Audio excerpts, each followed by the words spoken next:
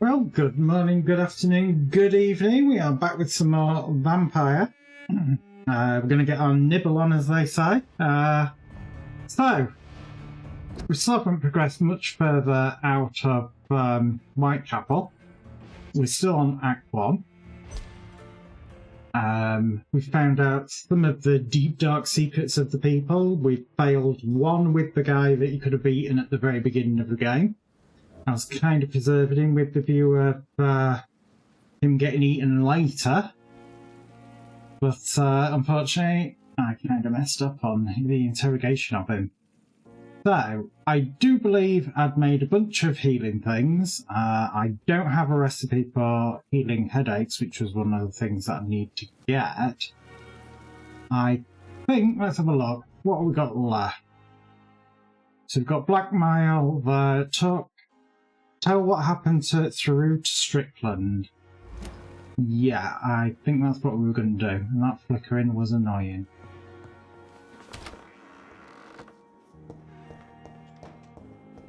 That's if I can remember where the hell Strickland is. We did discover everything was respawning in the hospital as well, which is kind of handy.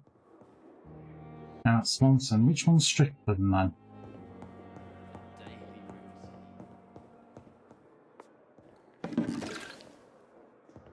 I suppose the easiest way is actually have a look at the people thing. Let's have a look.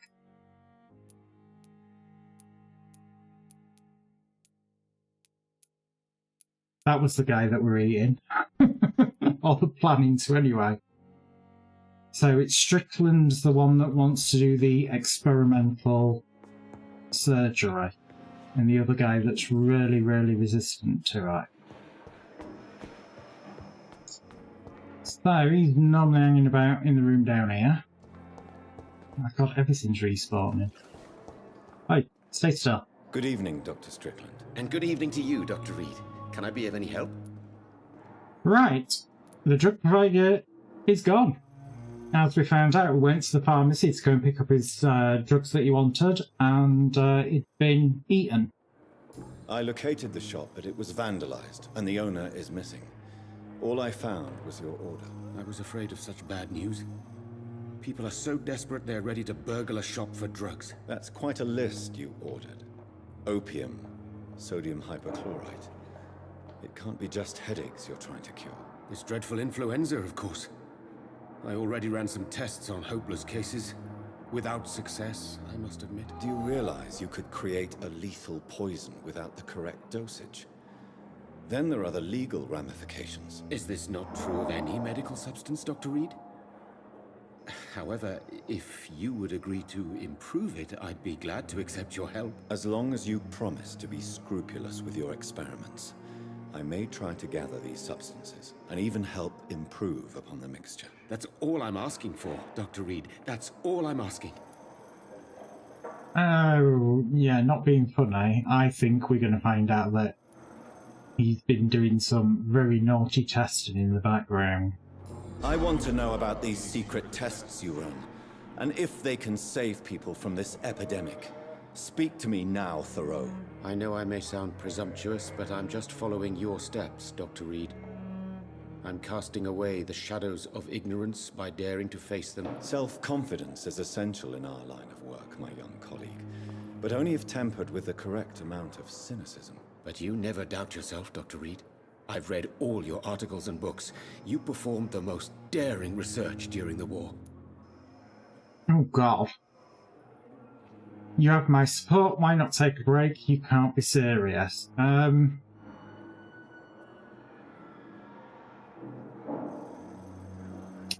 be fair, we don't really know enough about his history to know if that's true.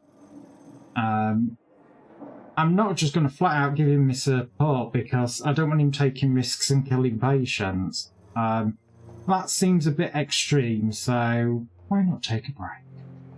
Don't you think we have enough work already? Perhaps now is not the best time to be chasing shadows. Chasing shadows, really? It's funny those words coming from the only doctor here who has spent more time outside this hospital than in. Rude! Goodbye, Dr. Strickland. God. Talk about him being a bit of a dick. Put his patients at risk with opium. Perhaps an adjusted formula will deliver more of a placebo effect. Right, to be fair, I don't know how much I've got of everything because I've been buying and picking up, so I'm going to see if I can just make it straight out of the box. I think I should have most of that though, if not all of it. I'd be very surprised if I don't. Right, so it reckons make it here, but yeah.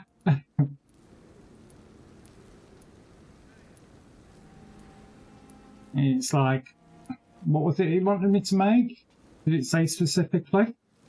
Bring 1 unit of sodium chloride to your medical desk. Bring 1 unit of potassium permanganate to your medical desk. Bring 6 units of ferrite tartrate to your medical desk.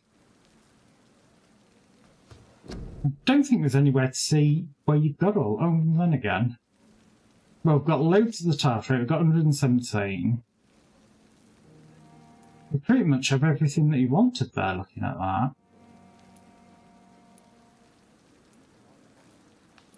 So I'm not actually sure what he's after.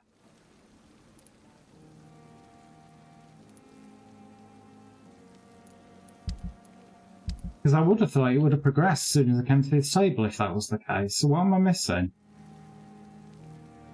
Sodium, potassium, ferrous. So, ferrous we've got a load of. Sodium we've got a load of. And the tetra whatever it is, we've got 117 of. So I'm not sure what it kind of expects us to do with that.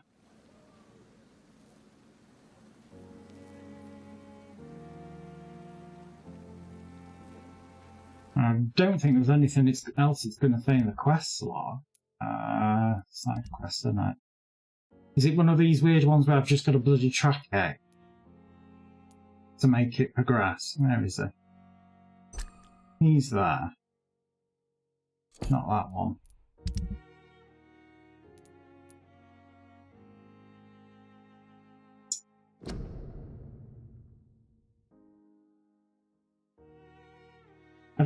I hope it doesn't expect me to go and pick up one more of each again.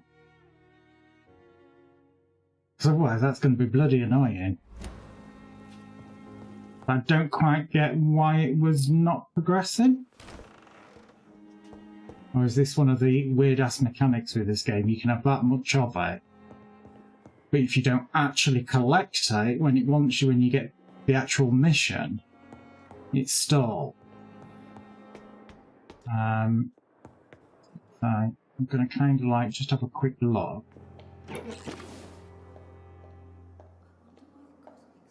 So that was the sodium, which effectively would have been 1, and that's not progressed. That's 4 of the 6. And that one's not progressed, so I don't know. Is there a recipe that we are missing that we have to find first? Which... I'm quite busy right now, Dr. Reed. Oh god, was tough shit. Do you think Dr. Strickland has any chance of curing the Spanish flu by himself? His wish to cure the sick is not driven by pride, but by an idealistic view about our mission here. Honestly, I don't know which is worse. You consider him a good practitioner, yet you will not report his methods. Strickland may be a rival, but I will not use dirty tricks or regulations to prove him wrong. We are doctors, not politicians. Oh, new hint, okay. Nothing there. Thank you for your time. We'll talk later. Let's go find Strickland again. And see if there isn't something there. Oh, more goodies. Right, that's got us all the ferrite stuff that we'd need. Can't read that little document there. Who are you? Good evening, Dr. Strickland. And good evening to you, Dr. Reed. Can I be of any help? Ackroyd will not report you. Did you know Dr. Ackroyd never reported your experimental research, despite the fact he doesn't agree with it? Really? I didn't suspect he knew about my work. I must confess I am surprised. Perhaps he thinks you should realize for yourself the danger of what you're doing. See how condescending he can be? My God, he can be so irritating. Yeah, but to be fair, so can you. You know. Goodbye, Dr. Strickland. Just saying. My God, it sounds like someone's firing off fireworks. How is he recovering? Good evening, Mr. Goswick. How are you? I'm okay. My God, it really does sound like somebody's setting off fireworks. You still don't have anything new for I him. have to go now, sir. But don't hesitate to contact me if you need any help. Good evening, sir. Doctor. I don't know if Stroppy-Cow's got anything new to say. How is my son doing? He's not too bad. Nothing new there. Nothing new there. Mrs. Goswick. Goodbye, Mrs. Goswick, to your account. Mean one, and obviously really cruel to your son. You always knew the worst of my children. I'm wondering if we've got to talk to the guy out the back, see if he's got new recipes. Obviously, we slept through the night. He might have restocked his things. Good evening, Dr. Reed. Such a pleasure to see you again. Yeah, you find him really creepy. To sell. Of course. It's just trinkets and cure. Right. You literally have nothing new. All you've done is restock. I'm going to buy a couple of opium. Because that's, I know I haven't got. All the others, I literally have everything. I'm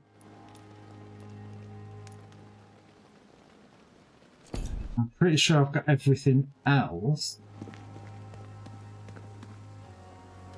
That's the next question is, how the hell would I get back up to my room from outside? Because apparently I was told I could do that. So I am kind of a little bit intrigued because I've never jumped out the window and actually had a look. Which possibly I should have done. Oh, there we go. So, is there any way to manually craft something?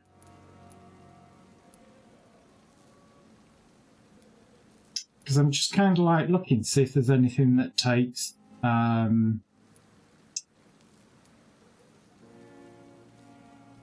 6 of the ferrous tetrate. I'm not seeing anything there.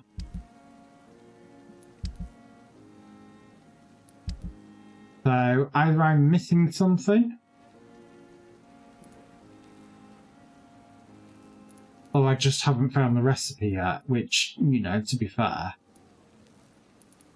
could be the case.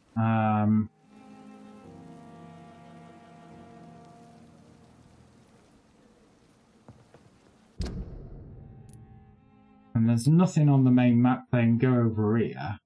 Why the hell do custom markers keep appearing? Where I keep deleting them.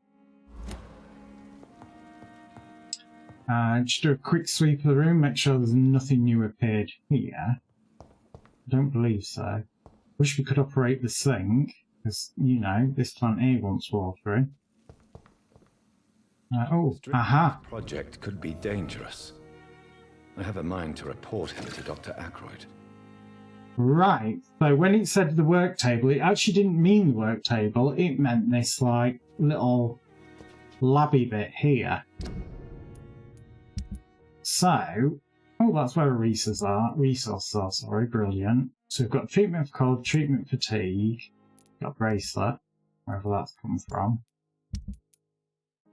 Where's the actual thing we just made? Because I'm not seeing it.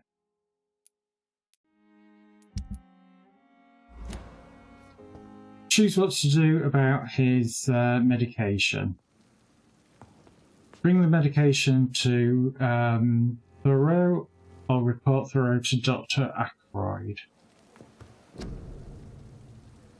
Does it look like that one? But blue.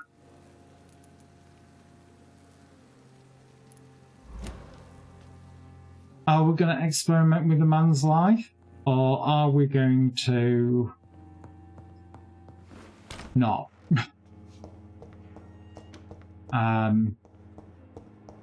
If we mess this up, there's a chance that he'll lose his arm and the kid will die. Sorry, the guy won't then be able to feed his kids because he won't be able to work, and we can really make an absolute mess of it. Or do we give him it and risk it? Oh, there's a letter. What's that one say? Yeah.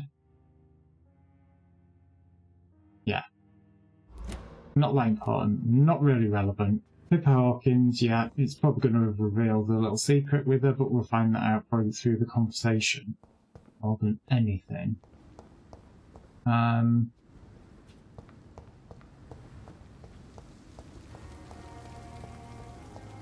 It's a bit creepy looking people's windows. Hello, I want to tell you about our Lord and Saviour.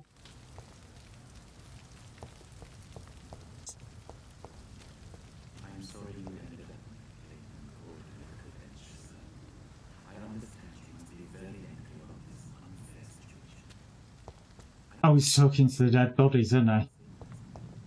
Wondered what the hell was going on there for a second. I'm not sure what to do here. It's like, do I do it or don't I do it?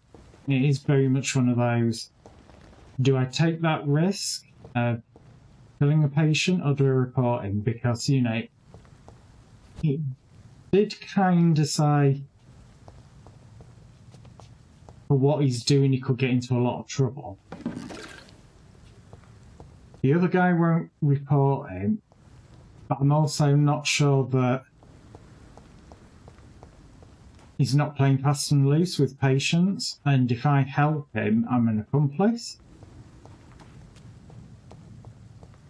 And so I'm a bit,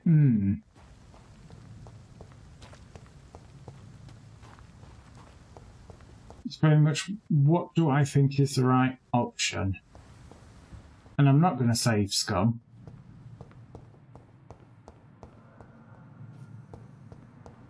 He says he's based it off of my research. Right, let's do that one. So, do I trust my own research? But then again, we don't know how he might have adapted it. It's difficult.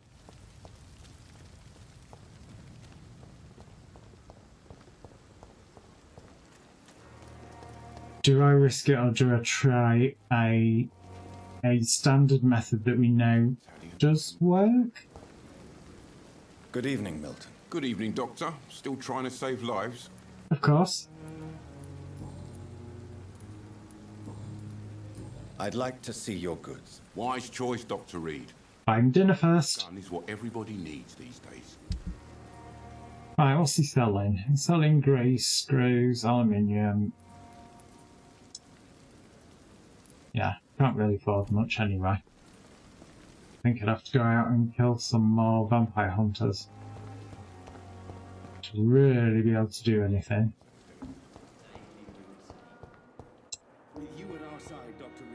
Who are you?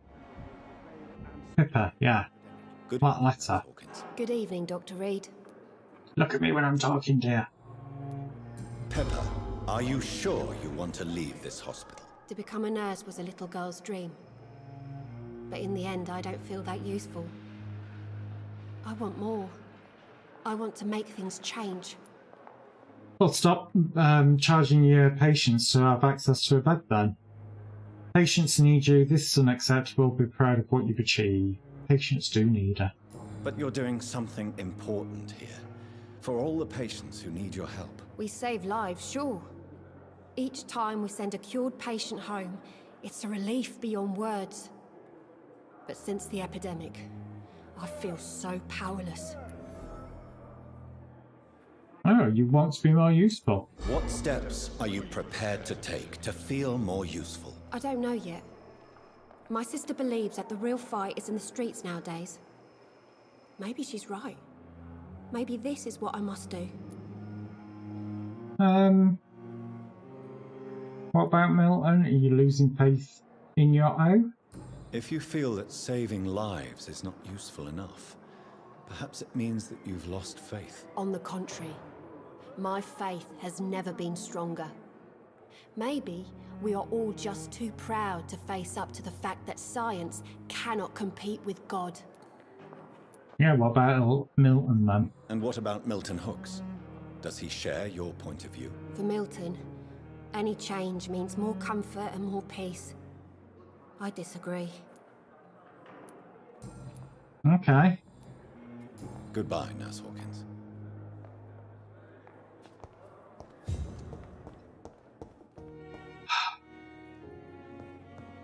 I think I'm going to risk it.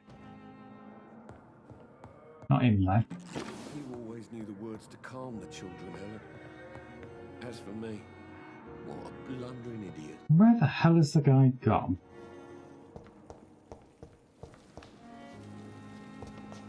This is our foot problem. They all keep bloody moving about. Oh, there he is. Strickland. Good evening, Dr. Strickland. And good evening to you, Dr. Reed. Can I be of any help?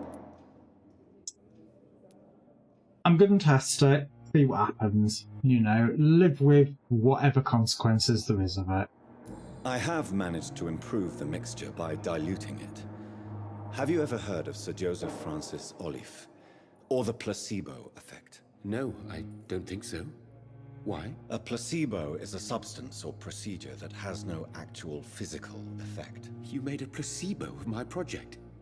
Why? Research has established that a placebo, as long as the subject believes in the effect, can provoke a positive physiological reaction. Really? That's fascinating. And you want me to, what, administer the placebo and see what occurs? Something like that, yes. Well, I'm a bit surprised, but I trust you, Dr. Reed. Please take the key to my cabinet and put this placebo there for future use. Oh, okay. Don't think we've got anything else unlocked there yet. Bye, Dr. Strickland. Alright, where's his cabinet? Upstairs. Reads me like a book. Typical. Up, down, up, down, up, down.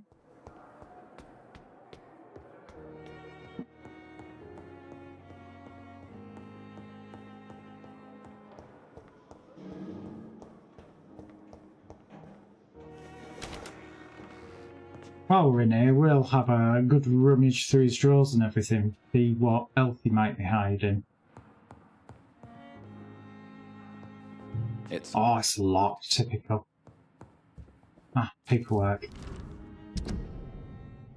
The patient shows signs of extreme fatigue, major sores on the throat, mouth and tongue, but no signs of flu. Refused to speak, claims it's too painful, needs rest and healing of the throat mucous membrane before any decision can be made concerning his release.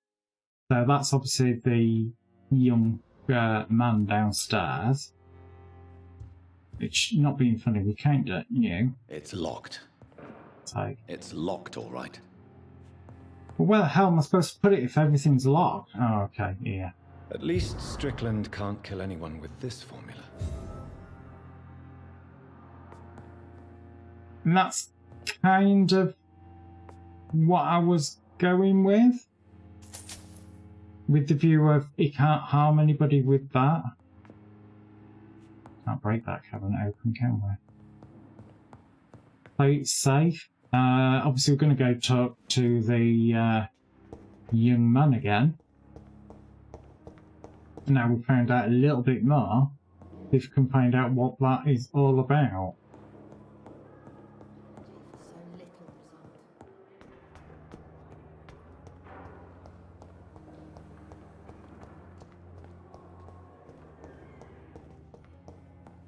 Yep, door's open, so we can talk to him.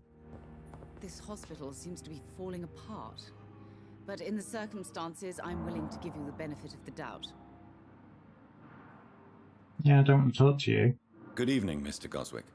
How are you? I'm okay.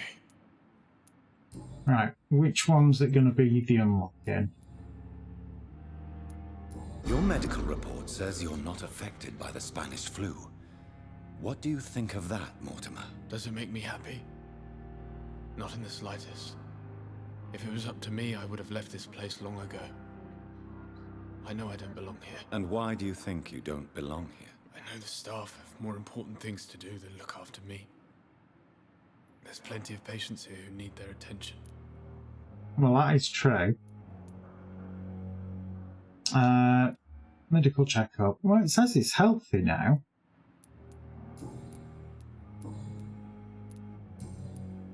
I have to go now, sir. But don't hesitate to contact me if you need any help. I'm all right. Don't waste your time with me. Good evening, Doctor. How is my son doing? Well, to be fair, we kinda... Yeah, your son isn't dying. I've read your son's medical report, Beatrice. It's not the flu or anything life-threatening. What has you so worried? He was at death's door when he was brought here. I just want him to be better as soon as possible. He's not out of the woods yet, you know. He might need to stay here longer than expected. Take care of him then, Dr. Reed. People here only seem to focus on contagious patients. I worry my poor Mortimer will be neglected. Okay. Not being funny. She is healthy as well. And of course, we've still not unlocked anything with her. Goodbye, Mrs. Goswick. Time with me. My sweet girl. Reads me like a book. I never could keep anything from... Right, well, let's have a look at him. Good evening, Dr. Reed. Any news about my operation? Right, according to this, it says he's healthy. And there's obviously nothing new there. Could mesmerise him.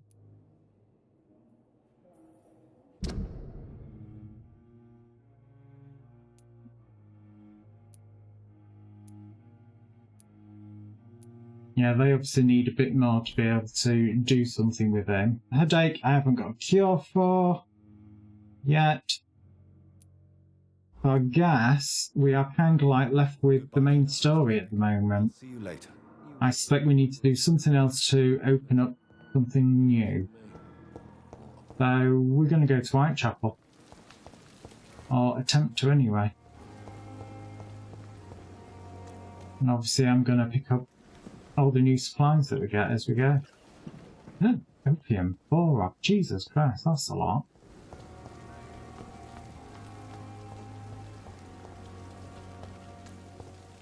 Right, it's over the bridge. And then of course I've got to beat up vampire hunters as we go.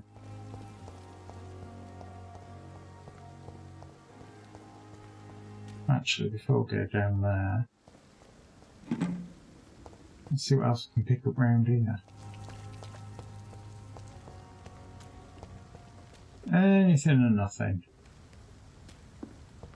Oh. Nice little dark, creepy building. I think I've been near there.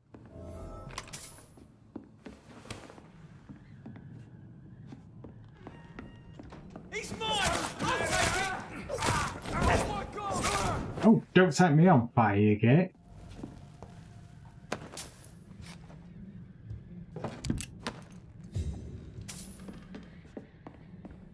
So, let's see, is there anything here worth picking up that might give us some clues? Object, Vampire Activity Hospital Survey Investigate. 3 days ago, one of our new recruits appeared up a rumour about the presence of a female vampire hiding in the Pembroke Area Hospital, London, East End. All we have here is her first name, Thelma. Your mission is to discreetly go there, observe any suspicious activity concerning said leech, then report directly back to us and we'll decide the action to take. So we have a new hint for her. So, funnily enough, we might actually be able to go back and actually find out a bit more about her craziness, because I'm pretty sure she is just mad. And that there is literally nothing wrong with her. I'm pretty convinced that she is literally just out of a tray. So let's just quickly run back and see what the hint has unlocked.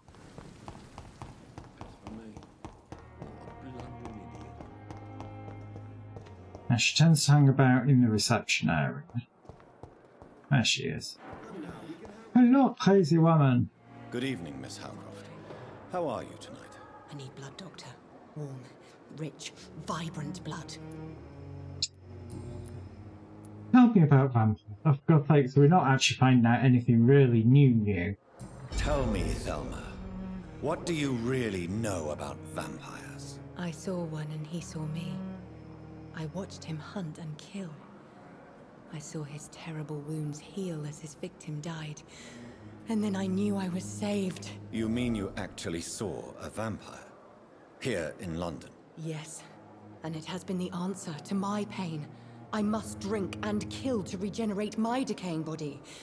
I am a vampire too. You're delusional. You could be in danger. You're a delusional woman. You know nothing about vampires. Well, got all the secrets. You have no idea what problems your claim could cause if heard by the wrong people, Miss Howcroft. You must stop this nonsense now. Why fear the truth? Strange things live in the dark, Dr. Reed. Strange and ancient beings that were here before this island even had a name. Okay. Can't we just, like, get sectioned? Who are you really, Miss Howcroft? Is there anything new on this? Being a vampire. Is that not enough for you, puny mortal? I'm curious to... I'm gonna just click to it. No, I don't think there is anything new there. So she has witnessed. She can't mesmerize her.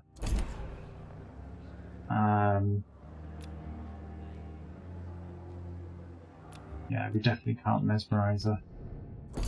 So I think I'm going to leave it. Mistress of the Dark, to your nocturnal activities. I think now we'll head up back to Whitechapel as originally planned. I think that's going to be very much either something new's going to open up as we go with it, which I don't quite know at the minute.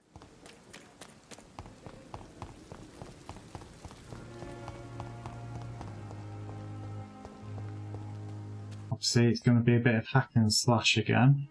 And we go and bump into some of the vampire killers.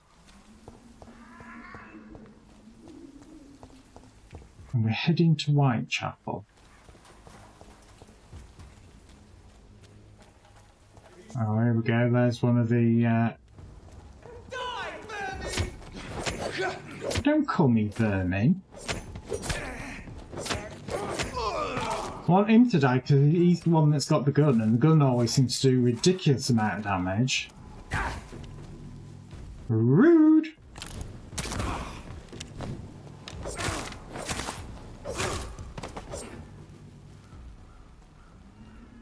Right. So we are here. We need to come back on ourselves a bit, because that is literally just dead end. So that map, which I need to loot as well. So it's kind of... Oh, I'm intrigued. Oh, we found another hideout. That was handy.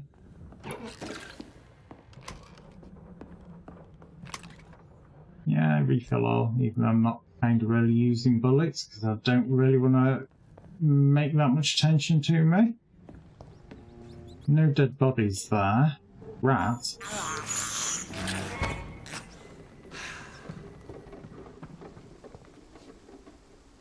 There's people there.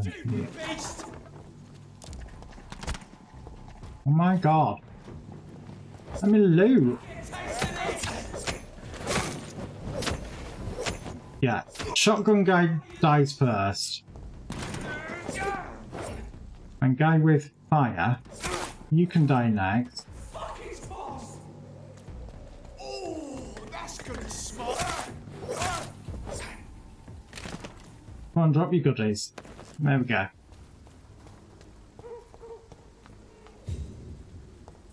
And you, that one dropped one. Did you drop anything? Don't know, but I can look in the bin. Anything over here? We can beg, borrow, steal. I can hear a cat.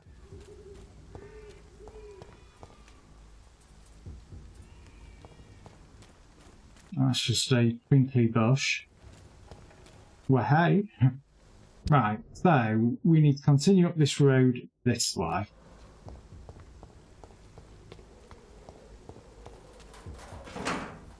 Obviously, stealing, picking up anything that's not nailed down.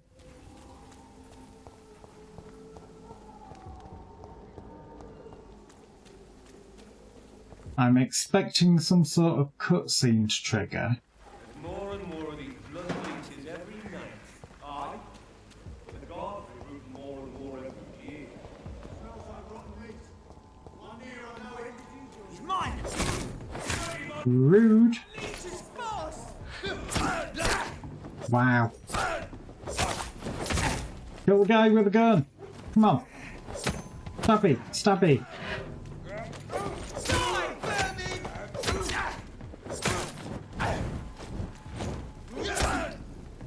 Oh, you. Come here.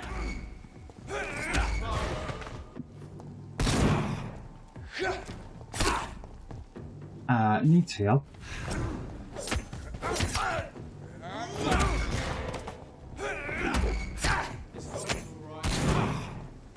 Ooh. Num num num num num num num.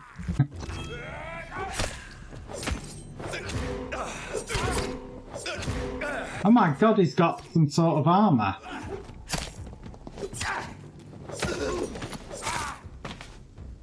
Get dead.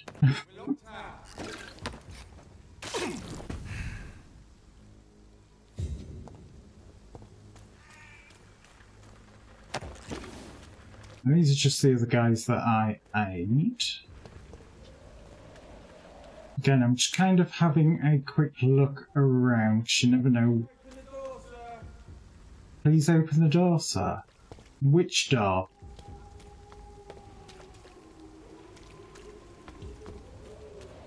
It's alright saying please open the door, sir, but if we don't know which door you're talking about...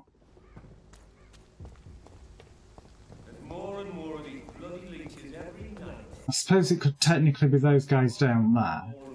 But if I don't have to deal with them, I'm not going to deal with them just for the second. You know, we've got enough side quests.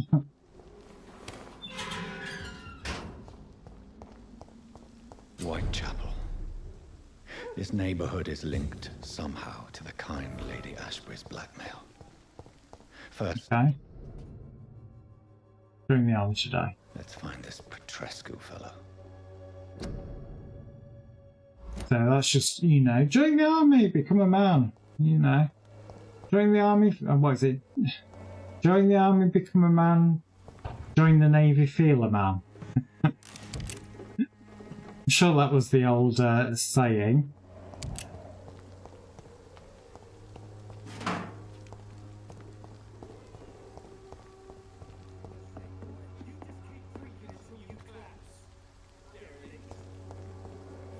Are you dead? He looks very dead. Fuck you all! Fuck it all! Stop it now, Albert, stop it! Oh! Murder! Wet boots will be proud of me.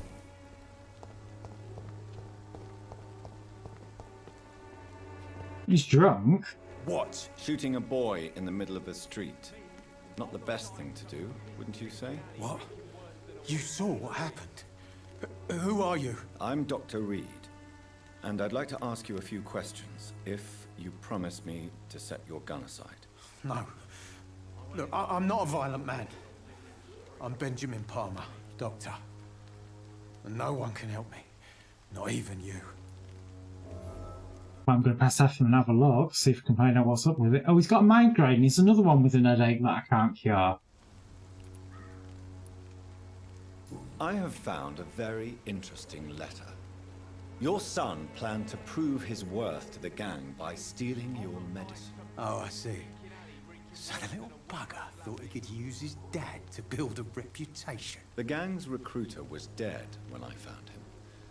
Perhaps you should take better care of your son. I love my Albert, sir. Believe me. It's just... well, I'm an arsehole, I suppose. Anyway, well, thanks for the letter. This is for your trouble. One broad cordial, whatever the hell that is. What can you tell me about this place? Nothing to say, really. This is where I used to live, and this is where I live now. You don't have anywhere to go? No family that would welcome you? Not since the death of my wife, Albert's mother. She was sick, you see. Long before the flu and all this shit. Okay. You mean you used to have a better life, didn't we all? You mean you used to have a better life? Yeah, I had a wife, a home, and a job. I even used to have a name. And now I'm just Ben. Ben the Tramp. Oh, bless him. What was it? Migraine, wasn't it? Yeah. Perhaps you could focus for a moment and tell me your troubles. I'm sick, broke, and my son just stole my pills. Everything's coming up roses. Okay. Do you know Nurse Dorothy Crane from the Pembroke Hospital? Have you heard anything? It's funny, I've been searching for her too. I need some pills. But the woman is a phantom, if you ask me. Really? And why is that? Word is she ain't real. She's a cover for some doctor who runs an illegal dispensary for migrants. Well, that's not really a bad thing. You know, to be fair. Whatever the boy did, I'm sure he didn't deserve a public execution. I swear I didn't want to hit him. It's just that I'm sick in the head, you see, and the boy just frayed me last nerve. Okay. I had a headache, so I choose to shoot the guy. And a bad temper make a terrible cocktail, sir. Goodbye for now. Another drunk arsehole littering the streets. So I really need to try and find a cure for migraines, because I've got 2 people that are now suffering from that, and no cure. Are you all right? The bastard hit the wall next to me. I don't even know if he meant to miss. If you've been hurt, I can help you. I'm a doctor. Name's Albert. Remember it. Now bugger off. Rude. So he's suffering fatigue. I can actually cure him, but I want to question him first. What happened? Did you really steal that man's medication? Hey, I didn't do anything. It ain't me. Maybe he confused you with someone else? You picked an easy target, didn't you? What you did was inexcusable. I'm going to go with that one. All right. Perhaps the poor drunk just confused you with someone else. Sod off, mister. You ain't got no clue what's going on here. Bastard was a soldier in the war, so now he's got the right to shoot me. It's true. I'm not familiar with this part of town. Perhaps you could help me. I said sod off. Go find yourself another guide. Oh, let's cure him of his fatigue, see if he's Do you need assistance? Please. going to be a bit more friendly. These days. There you go. Let's hope nobody steals it from you. Very funny. Will he actually tell us anything else now? Well, nothing there. Nothing from his personal questions, because we haven't found anything out about him. Let's see if he'll tell us about Nurse Dorothy, because we helped him. Do you know Nurse Dorothy Crane from the Pembroke Hospital? If you know anything about her, I'd appreciate it. Never heard of her. She's pretty, I'll keep an eye out. Flat. Goodbye, young man. I won't end up another drunk arsehole littering the streets. Not me. Oh, the guy disappeared. I was kind of hoping he was going to hang about a bit so I could question him.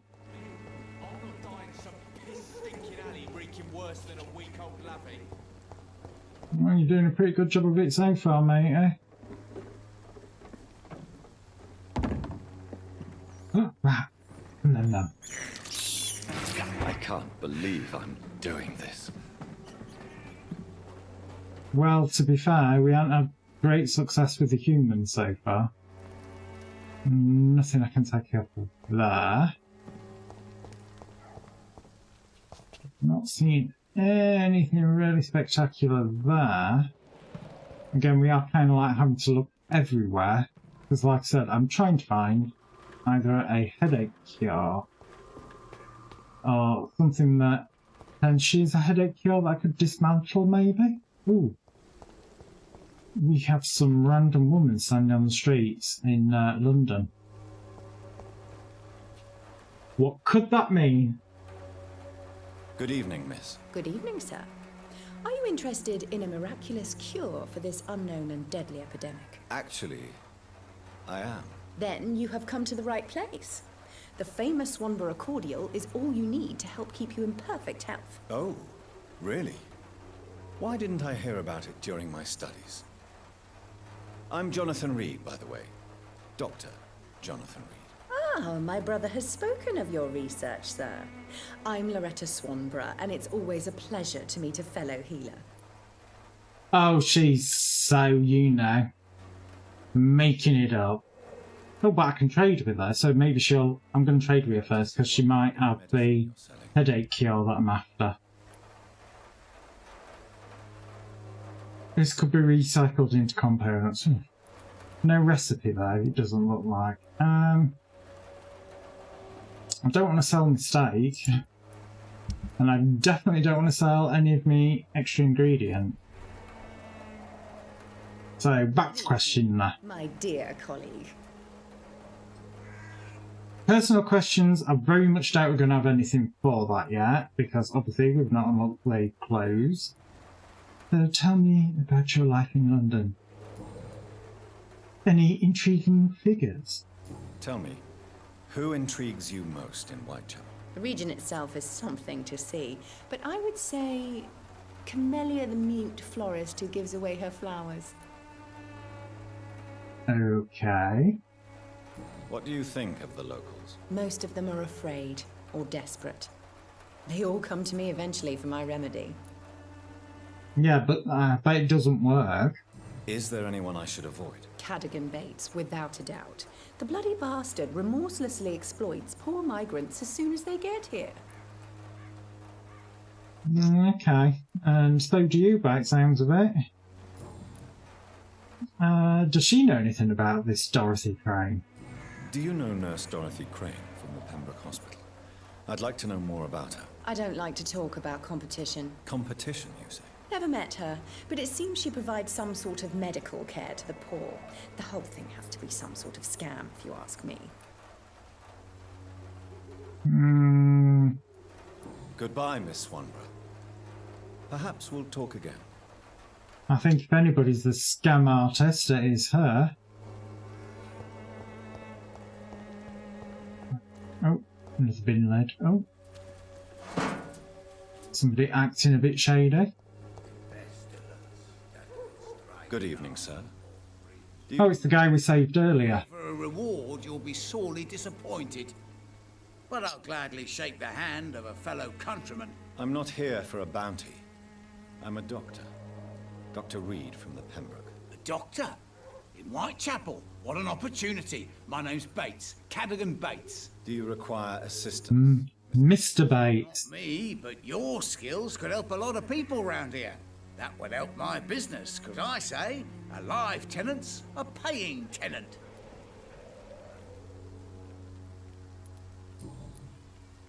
Right, here we go. Let's go through all of them. It's unusual to see someone so happy around here, especially considering the current situation. Why should I be sad now?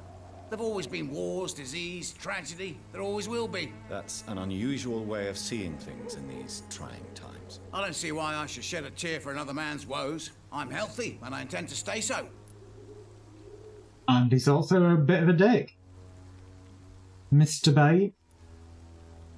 What help could I possibly be to your business? That's simple. I already get good money from all those fleeing the war. Can you imagine what they'd be willing to pay if I could offer medical assistance too? Mr. Bates, do not make me regret saving your life in this quarantine zone. I understand, Dr. Reed, you're from a good family. Don't want to get your hands dirty. That's fine. I'll be happy to act as your middleman. Wow. I've no interest in money.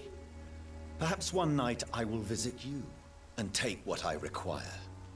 If that should happen, there will be no need for a middleman. So it's a no then. That's too bad. The Reed tonic could have really helped people, you know, save lives. Isn't that what you do? I mean, people buy that Swamborous shit. Oh god, they're all as bad as each other. So he's got a common cold. I could treat him. You know, get some more blood quality from him, so in the future I might decide to chow down on him. What is your business exactly? I offer fair lodgings for a modest price to the poor and weary of Whitechapel. I see. And what about those who cannot pay? Well, deals can be done, if you know what I mean. Money's not the only currency. After all, I'm not immune to a pretty face. Okay. You're a repellent individual, there's always necessary evils, you're taking advantage of them, which obviously he is. In other words, you take advantage of these poor lost souls. Begging your pardon, I thought you was a man who could appreciate the complexity of the modern world. Things ain't just black and white, you know. Oh, they can be. Tell me, what's your honest opinion of the increasing violence in London? People are just beginning to discover what we've always known. This city's rotten to the core. They just took their bloody time to wake up and notice it. What do you mean? People are acting like the violence is news. But it's always been savage down here. It just bubbles to the surface every now and again. To be fair, it's a very honest answer to answer that. Yeah, does he still think about his attack? You seem to have recovered well since your attack.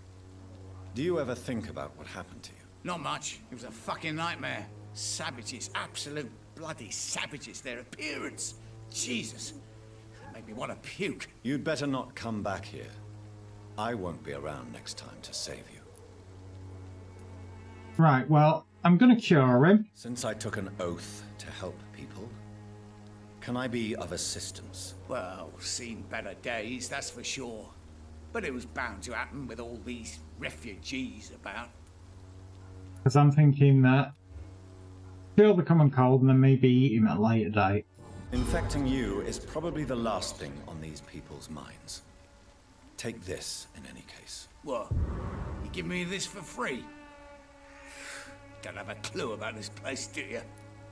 Oh, just take the goddamn thing.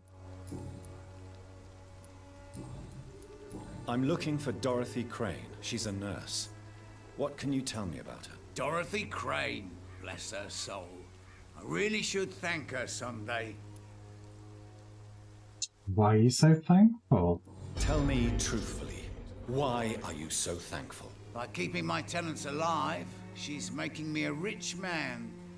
Every month they live, it's more coin in my pocket. Of course, it's all about the money. Has she treated you? No. When I need a checkup, I'd go to a bloody doctor, not some back alley clinic full of sick foreigners. Wow. Bit of a dick, isn't he? Goodbye, Mr. Bates. Right, well, obviously it wants us to go in there, but not yet. I haven't finished having a little look-see round. We've got more people here. Can we talk to them? Welcome, sir. Please, take a browse of my wares. I am Dr. Reed. I would like to ask you a few questions, if you don't mind. Doctor? Interesting. I'm Barrett Lewis. Usually I don't have time to waste with talk, but at this hour of the night I can hardly refuse. Okay. So we can trade with him. I'm going to do that first. Show me what you have. So he literally just has resources. He doesn't have anything, you know, recipe-wise that could be useful. Yeah, don't walk away from me. Buying something, sir? You never lose your focus, do you? How is business around here? Business? I have no business. Between this racket, theft, and customers getting scared, I'm losing money every day. I see. Sounds like you blame someone in particular for your situation. It's no secret Joe Peterson spends his time harassing merchants. But with me, he's trying to put me out of business once and for all. Okay. We've not bumped into this guy yet. As a merchant, you see Whitechapel every day. Have you noticed anything out of the ordinary recently? Well, you mean besides the epidemic, the war, and all the usual crap? As long as I can remember, this part of town has been a bottomless pit, and no sign of the bottom yet. Oh dear. Have you been hurt? No, but that's only because I ran like hell. Those men were raving lunatics, I tell you. Not even able to speak anymore, just screaming. Obviously those ghouly type things. He's healthy, so I don't need to cure him. Violence is increasing in the borough. Yeah. A few nights ago, some blokes jumped me. Came out of one of the condemned workshops. Fever, madness, something like that. Where did this happen?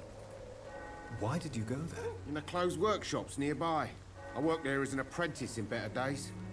Now I only go to find trinkets or tools. Too bad I was mugged, though. There was good money in that little box of loot I lost. Okay, so again, he's another one that's more interested in the money. Personal questions. We unlocked something for somebody. Have you heard of a nurse called Dorothy Crane? Nurse Crane? So the bitch really is a nurse, then? Always thought she was just some crafty foreigner, that one. Oh. She's just trying to help. That's so far what we've been able to sell so far. So she's trying to help her fellow immigrants. Why would that make her a villain? Dorothy Crane ain't even a real name. Something like Dorothea Craniu. Something like that. Came to England fleeing the war, I was told. That doesn't explain why she irritates you so much. Your precious Nurse Crane gives away medical supplies and prescriptions for free. I offered to sell it for a fair cut, but no. Miss Crane wanted to play the quiet saint. Again, I don't see a problem with that. You know. I think when I find her, I'm going to back her up 100% behind her. You know. Or in front, or, you know. Not picky. Excuse me, sir. I have a few questions for you. Another journalist? I didn't answer the first one, so piss off! I'm not a journalist, I'm a doctor. A doctor, you say? It's quite a rare breed in this part of town. Really? But still, here I am. Dr. Jonathan Reed, at your service. I'm Joe Peterson to some, but Colossus Joe to most. And I don't remember asking for your service, sir. He doesn't want me to service him, apparently. He is healthy, though. What do you do around here? May I ask what you do around here? I do whatever I want, and sometimes even more. Now sod off. Oh, you know, really approachable. According to you, physicians are scarce in this part of town. Why is that? Not familiar with this neighborhood, are you? I guess your fancy colleagues are too afraid of being stabbed in the back. This part of town does have quite a reputation. Would you say it's justified? Totally. Look at me, for instance. I always look my opponent in the eye before knocking him out. I think he's all bluster. How did you become the local bully everyone is afraid of, Joe? There's no pride in roughing up poor bastards. But this is the only job I've found. And it pays well, too. A job? So you're racketeering for someone else? I got enlisted by the Wet Boot Boys, a gang from the docks. I'm their muscle for their dirty work. Survival is a natural law. You could have refused. You are a criminal. Well, I'm not going to call him out being a criminal. Yes, he could have refused. Survival is a natural law. I'm going to say he could have refused. You know, I am playing Saint Jonathan. Most people don't become thugs when unemployed. This is a choice you made. I don't care what you think, sir. I do what I have to do for my own reasons, and that's that. I'm not sure Mr. Lewis would agree with your by all means necessary philosophy, sir. Oh, do you really think he's the poor victim here? Barrett can be as sneaky as anyone. Long ago, I even called the bastard my best friend. Oh. Okay. So things soured between them both. We haven't unlocked any of the hints. Does he know anything about Nurse Dorothy Crane? Have you heard of a nurse named Dorothy Crane? She's a colleague of mine and is supposed to live around here. Dorothy Crane? Yeah, I know her. One of the few good souls who dare to help the sick around here. Could you please tell me more about her? She's a nice girl. Tries to help the migrants. I offered to give her a hand, but she said my reputation would attract too much attention. Which again, fair enough. Goodbye, Mr. Peterson. So obviously we can talk back to that shopkeeper and find out what that was all about. Oh, we've got a priest up here. Is he going to freak out because I'm a vampire? He's having a fit or something. Forgive my interruption. Do not apologize, my son. Father Tobias Whitaker is always happy to teach mortals about the incoming Armageddon. I am Dr. Jonathan Reed, and I just have a few questions. A scientist? You are much more lost than I thought, my son. That makes it 5. So is that 5 in morning going by the dong dong dongs? What do you mean when you say that I am more lost than you thought? All scientists are entangled in a world of causes and consequences, and most of them can't see the plain truth. Quite a judgmental opinion, if you ask me. But what do I know? Blinded by science as I am. But you are seeking answers, aren't you? Answers about the Armageddon about to strike the city. Answers about the hidden truth. I don't believe in facts. Oh, no, I suppose if I say I'm listening, you might divulge a bit more information. Well, I suppose I can spare a few minutes listening to your so-called truth. As a doctor, you must be aware of the decimating epidemic. But let me tell you that this so-called Spanish flu is just the beginning of the end. What do you mean? The beast is finally revealing itself, corrupting the flesh and the heart of men. With my own eyes I have seen them, those minions from the abyss. Okay, let's just see if he's insane. No, he's healthy. I wonder if I get extra points for eating a priest. Really? And what would be your answer to this biblical threat? We must fight the disease before this legion outnumbers us. But not with scalpels and microscopes. No. What is left then? Cleansing fire. So he's a nutter. Tell me, Tobias, what exactly is your plan concerning the cleansing of this city? God will recognize his own. More than once this city has risen from the ashes, hardened and purified by the flames. Oh, God. But where'd you put the limit? This is the 20th century. Science is our only hope. What is his limit? Purification by fire has proved useful, but where do you stop? Burn the clothes? The buildings? The corpses? Worse? Your lack of faith is predictable. But my task is to convince rational minds like yours to see the light. This is God's will. You're mad and dangerous. You're nothing but a soulless butcher. A small-time Torquemada.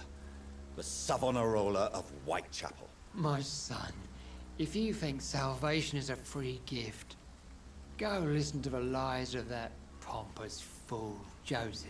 Joseph, a fool? Vicar Larrabee of St. Mary's Church. While he continues preaching his fraudulent redemption, more and more people die in the streets. Can't we just rip this guy's throat out? What do you mean when you say that I am more lost than you thought? All scientists are entangled in a world of causes and consequences, and most of them can't see the plain truth. Quite a judgmental opinion, if you ask me. But what do I know? Blinded by science as I am. But you are seeking answers, aren't you? Yeah, you've already said that, Beck. I only believe in facts. But the answers I seek are based on facts, not superstition. Yeah. Personal questions. Have you any family left? Have you any friends? Any family left in these terrible times? No. But I have a disciple I see as my son. He is so devoted. I sent him to preach the good word in the heart of this corrupted city. Oh my god, he's sent out a nutter, hasn't he? You sent him on some preaching crusade during the epidemic. As a true believer, Samuel will fear no evil while he walks through the valley of the shadow of death. So it's the usual, I don't want to catch this horrible epidemic and die, I'm going to send somebody else in my stead. Where did you send him? I sent Samuel to the Stonebridge Cemetery, where the pestilence and evil grows night after night. He's dead. Not being funny, he's dead. Do you know Nurse Dorothy Crane from the Pembroke Hospital? I'd like to know more about her. I don't like the liberal ideas of nurses, but I especially abhor that Nurse Crane you mentioned. What, again because she's giving away free medical? Why do you hate Nurse Crane more than other nurses? Before coming to London, she was a member of the communist resistance in our country. That's what happens when you let a woman get involved in politics. God, whatever. So you're not exactly a fan of Florence Nightingale's work.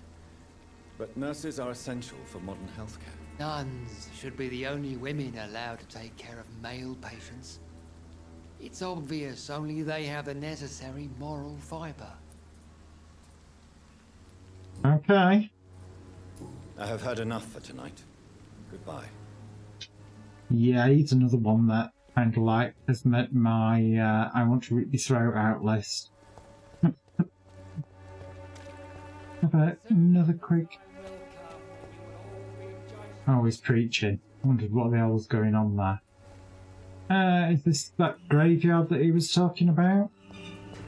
You know, back at the church. Oh, hello. Goodbye. Oh god, it's more than one.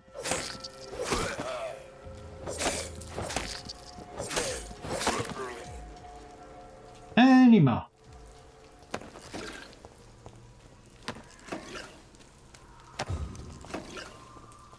Now, is this the guy that you've sent out preaching? Doesn't look like it. Nothing else obvious there. Said he was in a graveyard though, didn't he? So I get the feeling probably not.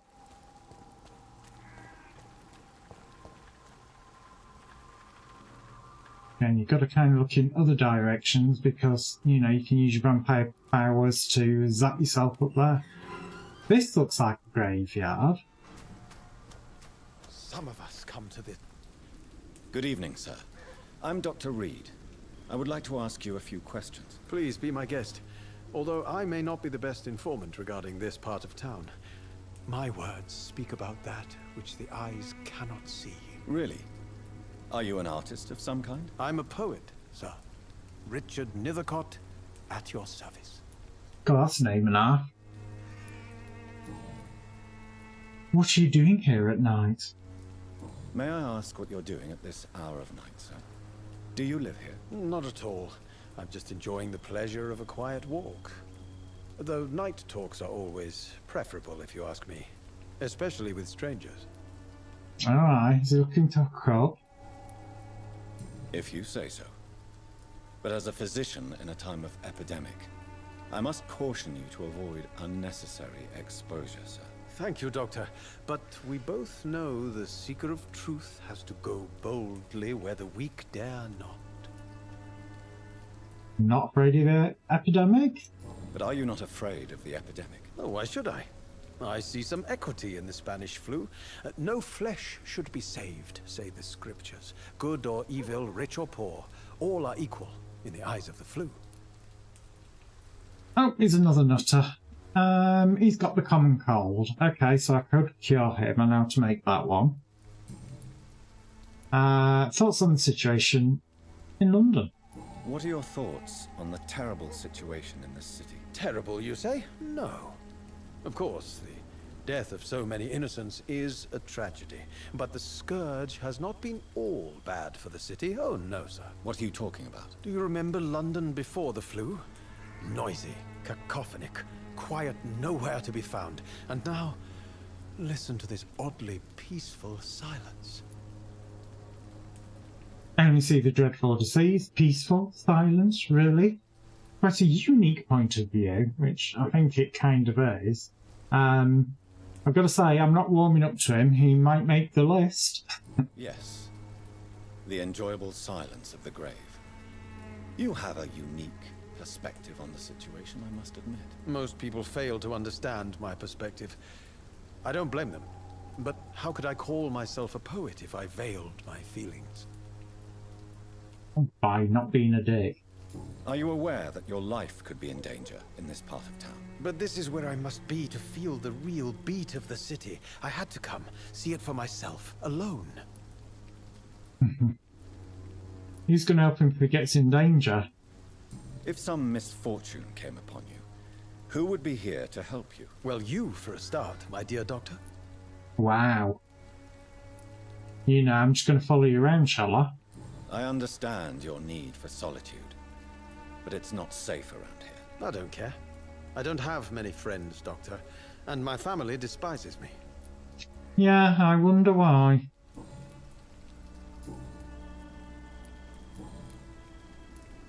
Tell me, Mr. Nethercott, why seek inspiration in Whitechapel?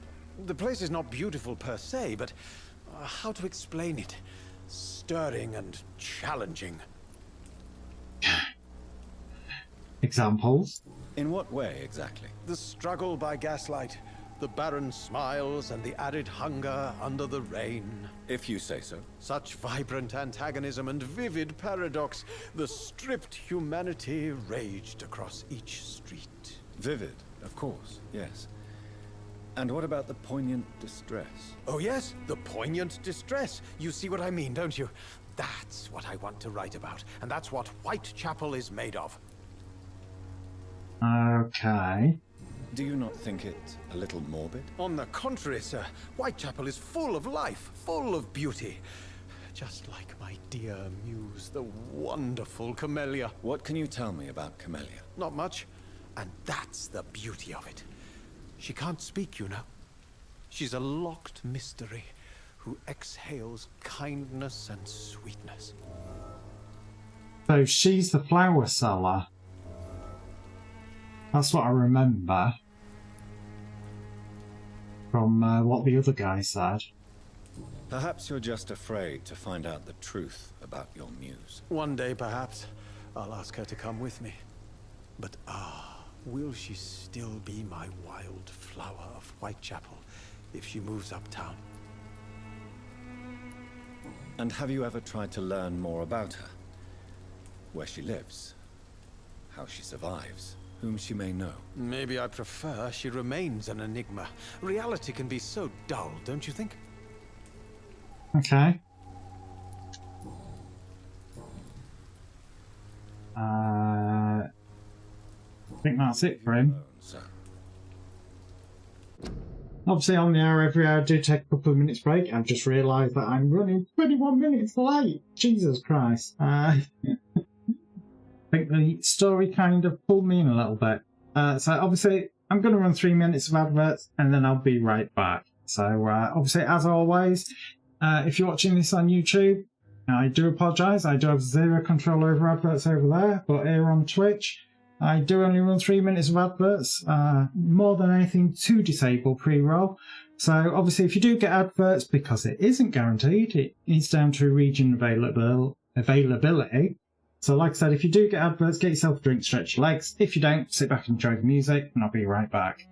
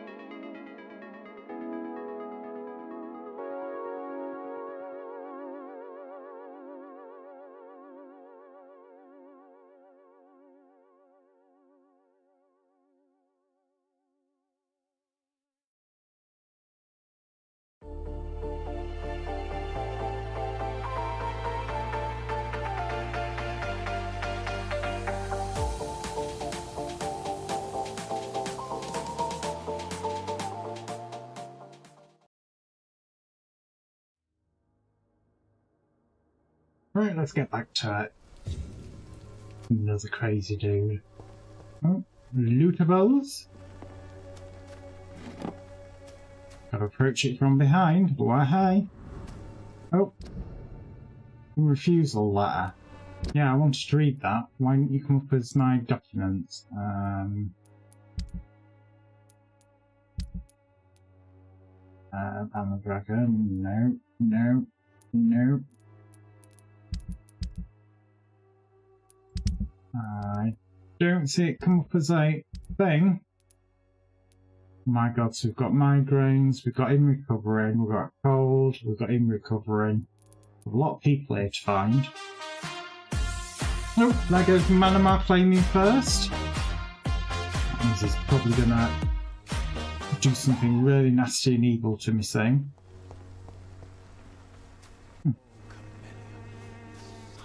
I can feel the scream coming already.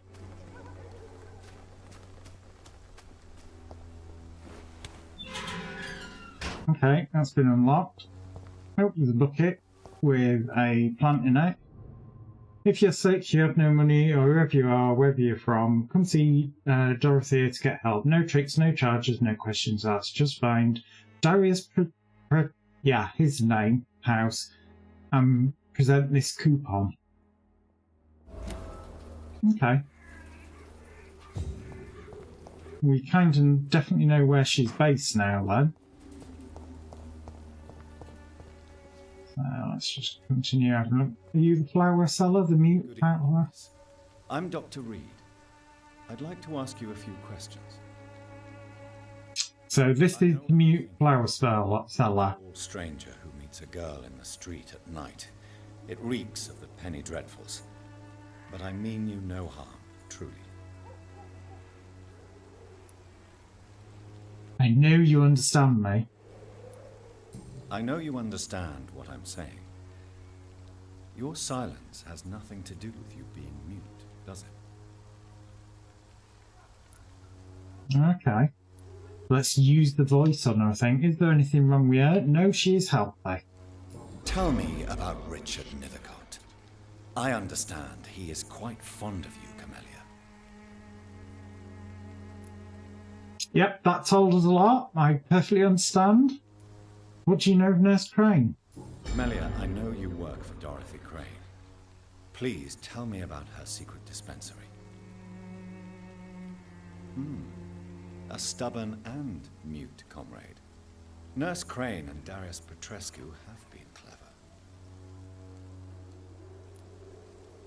Yep.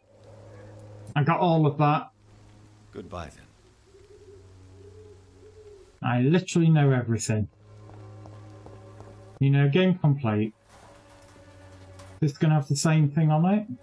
You can actually... Yep, if you're sick, blah blah blah. I wonder if she's just replacing the little notes on it then.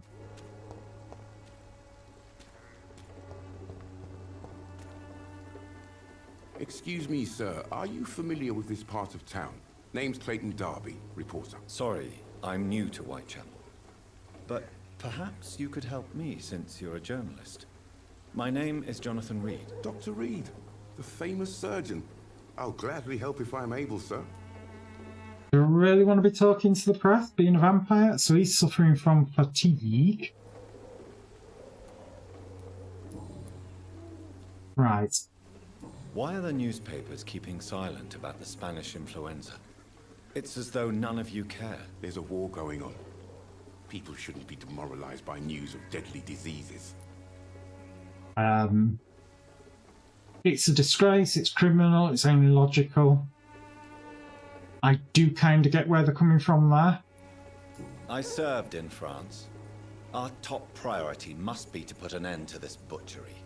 This war must stop now. Sir, streets are a battlefield too. An invisible and untold war is going on, and it must be stopped. Okay. Not afraid of getting out at night? Have you any idea of the danger you face in these streets at night? I've had to run and hide more than once from frenzied mobs incensed by the fever. Do you think the flu is really responsible for this, Doctor? Nope, there's a vampire running around that's eating people. My rationalism has recently been shaken, yes, by being turned into a vampire. I must confess, some of my rational views have been shaken by recent events. I'll remember to stay away from the district's roughest streets then. What are you doing here after sunset? Well, he's obviously following a story, isn't he? What is a journalist doing in this borough after sunset? He goes where none of his colleagues would dare to go, to inform the country. Is the public interested? That's quite honourable of you. But is the public interested? Not at all, sir. And that's why I'm an independent journalist, hoping to sell some stories. Okay. He's trying to dig up some dirt. So you risk your life to reveal the truth. I saw many reporters do the same during the war. Whitechapel is the crucible of so many untold stories and tragedies. I want people to know them. Yet you still won't let anybody know about the epidemic. That's kind of talking back about what he's banging on about. That's one of those. The Derby. Excuse me? I'll be gentle. Pay me a bottle and I'll be nasty. Oh, is she going to be a whore? Don't be shy, handsome. What can Christina do for you? I'm not looking for what you're selling. But I'd like to ask you a few questions, if I may. I'm a doctor. Dr. Reed. All right then, but be quick. Though I usually get paid when I open my mouth. Oh. She's suffering fatigue as well. Let's ask about her health first. Christina, have you been examined?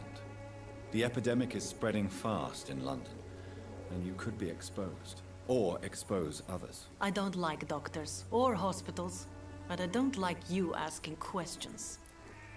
Aww.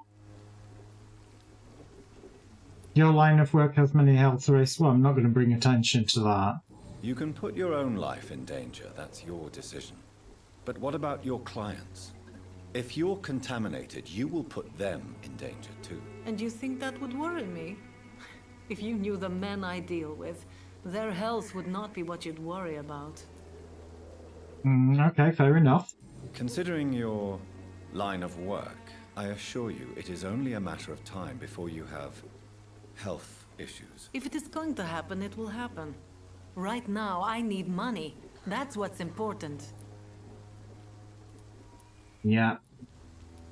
Clayton Darby claims he will expose the crisis in Whitechapel to all of London. Do you believe him? I believe Clayton's courage will erode with time, until he finally leaves Whitechapel to start another fight somewhere else. Are you taking that from experience? Are you talking from experience? I've seen your type come here to get a good fuck in a cheap room or a dark alley before going back to their fancy houses in the West End. Wow. Why this skepticism? How can you speak about starvation if you've never been hungry? Or about poverty? Or anything else you have never suffered from? Oh, he's been hungry, but normally a quick nibble here and there and kind of fixes that. Tell me about yourself. Are you joking with me? People don't usually come to see me for conversation. I have no interest in your work. I am, however, curious as to what led you into this career. Short story. The war, exile, and England. This country is not especially welcoming. I've been refused many jobs because of where I am from. I had few options left. I definitely won't judge her. I'm not going to tell her to find another job, because I'm sure if she could have got another job, she'd have found it. That was your decision to sell your body, which it was. So, it's between these two. I always thought I was the master of my own fate. But now I know we don't always have control over our lives. I don't judge you. You know, this money is not only for me. I have good reasons to need this money quickly, but it is not your concern, Doctor. Oh, you know, to be fair, I'd help her if I could. Do you know Nurse Dorothy Crane from the Pembroke Hospital? Anything you can tell me about her would be helpful. I don't know her, but I know her name is Dorothea Crăciunescu. She came from Romania like me and many others. You seem to respect her. Dorothea helps the sick people of Whitechapel. Everyone should respect that. Yep. Goodbye, miss. Take care of yourself as best you can. I gotta say, when I go back, I'm gonna have to make an absolute shit ton of drugs to cure these people. Because fatigue, cold. I'd like to be able to find the migraine cure, because there's quite a few people suffering from that. Obviously, I suffer from migraine as well, so I know exactly what it's like. Hello, young man. I'm Dr. Reed, and I would like to ask you a few questions. May I enter, please? Sorry, no, sir. My father does not like people entering our house, you see. Oh, I can use the vampire powers. Your father is worried about you, boy. He asked me to look for you. So my father actually worries about me then? Okay then. Come on in. I'm Harry, by the way. Is there only pain and suffering in this world? Oh, rob him. So, may I ask you a few questions? I'm not bothered. What could be worse? Oh, diddles. Is there anything up with him? He's another one with fatigue. Jesus Christ, all tired. How do you feel? I'm fine. I mean, it's not easy every day, but I'm fine. I'm just tired of being sick all the time. If only I could be tough, like... Well, you know. Speaking of which, what can you tell me about your father? My father is an idiot who makes idiot things. That's all I have to say. Okay. Forgive my bluntness, young man, but you don't seem happy living in Whitechapel. Why should I? I never wanted to come here in the first place. It was my father's decision. And look around you. Does this look like a nice place to live? I don't know, I haven't had a rummage in your cupboards and things like that yet. You have a place to call home, your situation can only improve, your father did his best. Again, I think it's between these two here. Because, can it improve? Doubtful. His father isn't doing very well, he's doing the best he can, which is true. But also, you have a place you can call home. You do have a roof over your head. You're not living in the streets. I think I'm going to go your father. No, I'm not. I'm going to go you have a place to call home because obviously he's got issues with Daddy. You have a roof over your head, a place to call home. Many people here are not as lucky, you know. That's exactly what my father says. Harry, you should be grateful for what you've got. I wasn't even consulted when we moved here. Of course not, you're a kid. If life here is so terrible for you, why don't you just leave this place? Have you ever spoken to your father about it? I don't go outside. It terrifies me so. I went outside once without my father noticing and I saw terrible things. Bloody and frightening things. So that's why you stay at home all day? For fear of the epidemic? I'm not afraid of disease or death, Dr. Reed. It's the living I'm afraid of. Well, to be fair, I always say, it's not the dead you have to worry about, it is the living. So, preaching to the choir there. Your father and Mr. Lewis used to be good friends. What happened, Harry? I was young then. I don't remember Mr. Lewis ever coming back again after my mother died. Or was it after my father started bullying him? I don't know. Okay. Not guilty of your father's actions. Did you talk to Master... Well, did he talk to him? Have you tried speaking to Mr. Lewis about it? I don't go out often, but yes. And he scolded me and told me to leave him alone. I guess my father frightens him too much. But you are not responsible for your father's actions. Am I not? Dad always says that he joined that gang for my safety. So if I wasn't born, people wouldn't be worrying about Colossus Joe. Oh my god, talk about bringing it all back on yourself. Do you know Nurse Dorothy Crane from the Pembroke Hospital?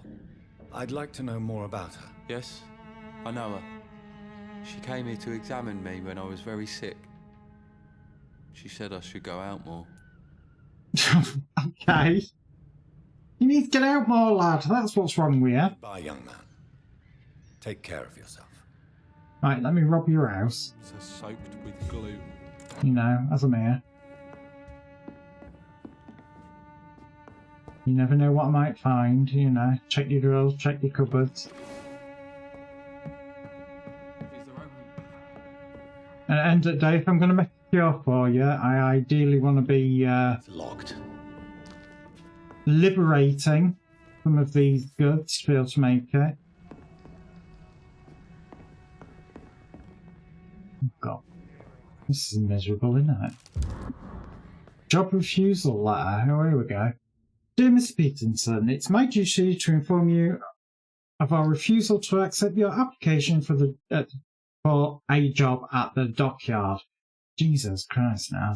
I must thank you for the time spent in our office explaining the difficulty of your situation with your little boy and the loss of your beloved wife. But it's also my duty to point out the policy of our company, which expressly reproves the employment of former criminals and convicts. Don't agree with that.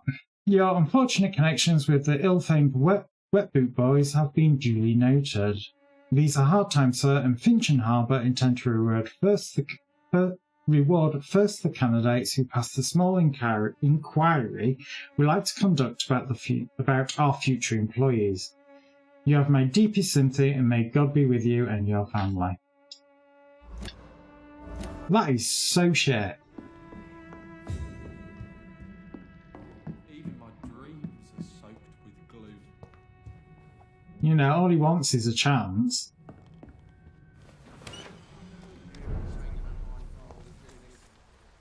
That's his dad. Let's have a quick... Actually, before we talk to him, let's talk to the other dude that they were friends. Yeah, stay still. Jesus Christ. Your focus, do you?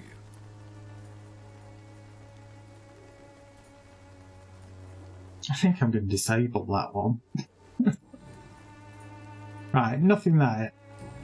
Let's see what their sort of argument was and what he knows about Harry's hell. What do you know of Harry Peterson? The boy seems so fragile. Not like his father at all. Harry's a good boy, but he spends most of his time complaining. He's had it tough, all right, but he needs to grow a pair. What troubles him exactly? Well, despite being his father's son, almost everything, I think. He never wanted to come to Whitechapel in the first place. Hates this place more than most of us. Okay. Joe Peterson. He's the villain here, isn't he? But you seem to know each other. I'd known Joe for years. I saw him box once or twice. He was a friend then. But these days, he's just another thug. What's his story? What can you tell me about Mr. Peterson?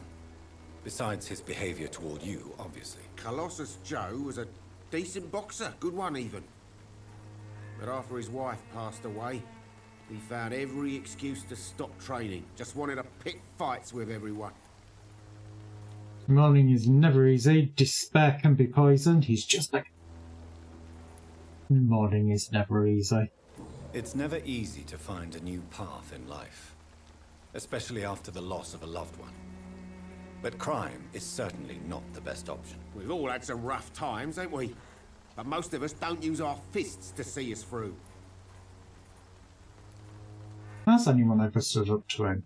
And no one has ever stood up to this thug. Nobody would be fool enough to stand against the wet boot boy. Okay. So literally everybody's scared to death of him. Goodbye for now, Mr. Lewis. Oh, he's vanished. He was just there. I know it's hard to believe, but this district has always been wet. Right, anyway. Let's have a sort of nosy. Oh, more bins to loot, you know. Gonna find the cure in the bins? Oh, God. It's one of those with a flamethrower, isn't it? Boys! Yeah, no. No. No killing. Be nice. Yeah, and you.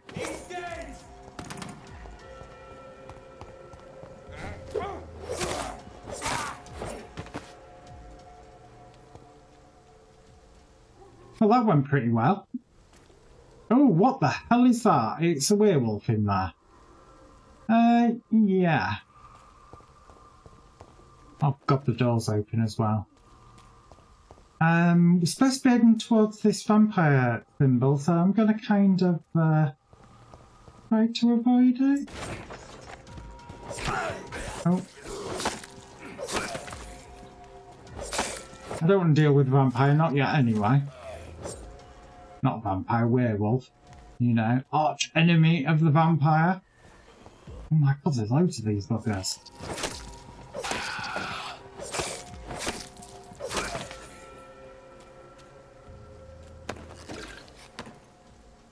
So getting the blood samples from them.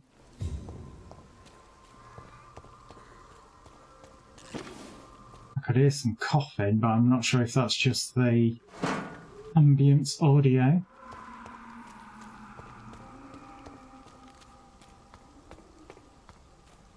Right, so in this building, let's see what she's got to say for herself.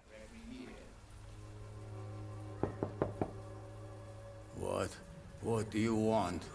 Leave me alone. Good evening, sir. I'm Dr. Reed. I'm looking for Nurse Dorothy Crane. There is no Dorothy Crane here. Now goodbye. I'm afraid this medical leaflet says the opposite, sir. Really? Well, I'm afraid I'm going to close this door right now. Go bother someone else, Mr. Doctor. To enter that house, I must discover who this man really is. Maybe I could start by observing what he's up to. Okay. Vampire senses. Oh, he's got bronchitis, bless him.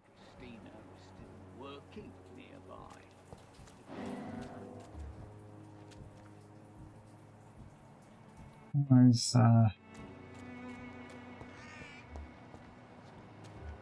is this gonna open?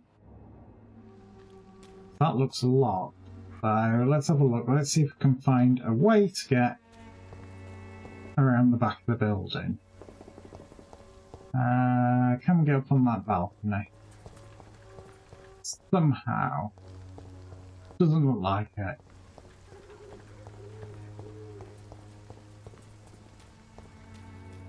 So let's have a look.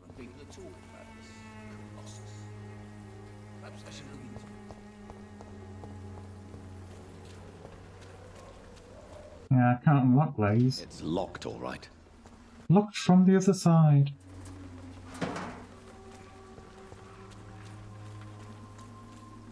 I don't want to go down there because that's really hidden away from where I am. Where did he go? It seems to imply I've got to do something with this fence. Oh. Aha.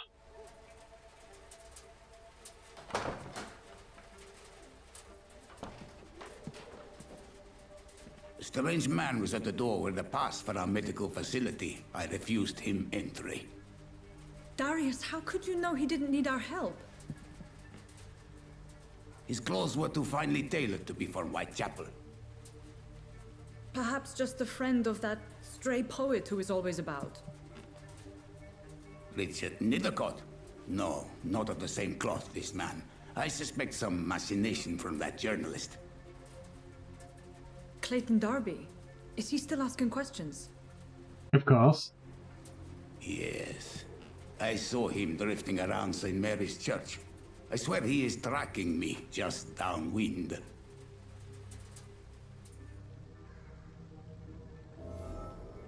Okay. I must talk to that journalist or the poet. They must know about Darius. Well, obviously I'm going to talk to them both.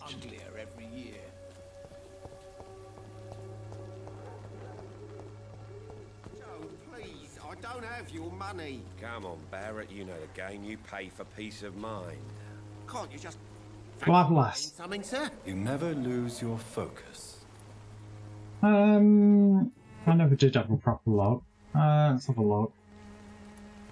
To be fair, I ain't got a lot of money there either. Not really anything new there. Let's talk to him again, because we've got to ask him. Obviously, we've talked to his son.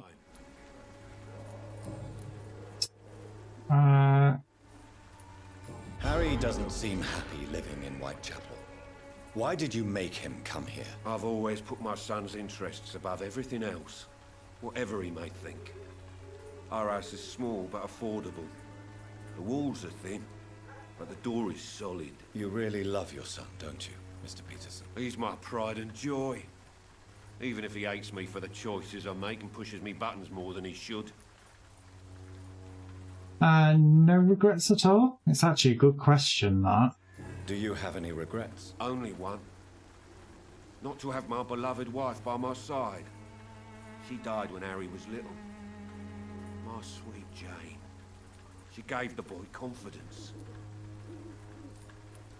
Since the criminal nature of your job means you could be arrested, are you not afraid of what would happen to your boy if you were? No one will ever take my son away from me.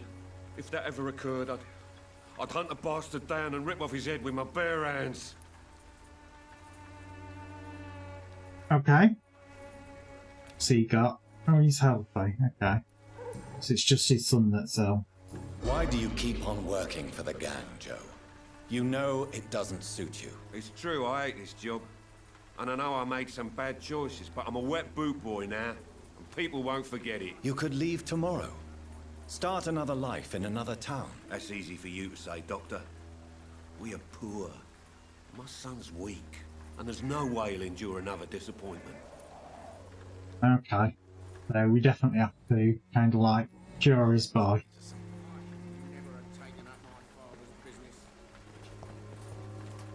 I've been in this building here. Yeah, that's where his son was. Alright, so... We know the poet's hanging around one side of the thing. We know, obviously, this press guy. Can I help you? I heard you're investigating an underground medical dispensary in Whitechapel. What do you know about it? Not much, I'm afraid. They are wary of strangers, and I'm not really an acquaintance of theirs. Why do you care? I know the nurse I know is compromised. It's confidential. I care about public health. Let's lie. I'm a doctor, Mr. Darby. I care about everything involving public health and this epidemic. Are you sure you're not just concerned about the repercussions that a scandal involving a certain Nurse Crane from the Pembroke Hospital would bring? Without a doubt, you are a damn fine journalist, Mr. Darby. What do you know of her accomplice, a man named Darius? I don't know much about the man. He's very cautious. Never goes out. Doesn't seem to have any friends or family. Never goes out. He never goes out? No. A few days ago, he unexpectedly did. I followed him, but it was just a ruse to keep me away from his house. Really? How do you know? He went to the nearest mailbox, but just before posting his letter, he ripped it up and threw it away. Okay. He has no relatives at all? No. Except for that strange man, a poet named Richard Nethercott, who sometimes comes by. Darius would never let him in.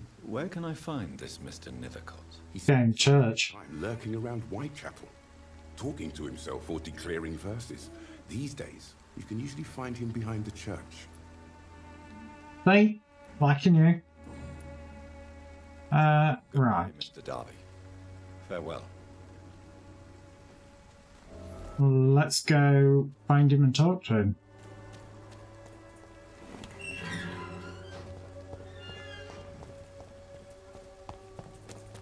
Hopefully he's not being eaten by a bunch of ghouls.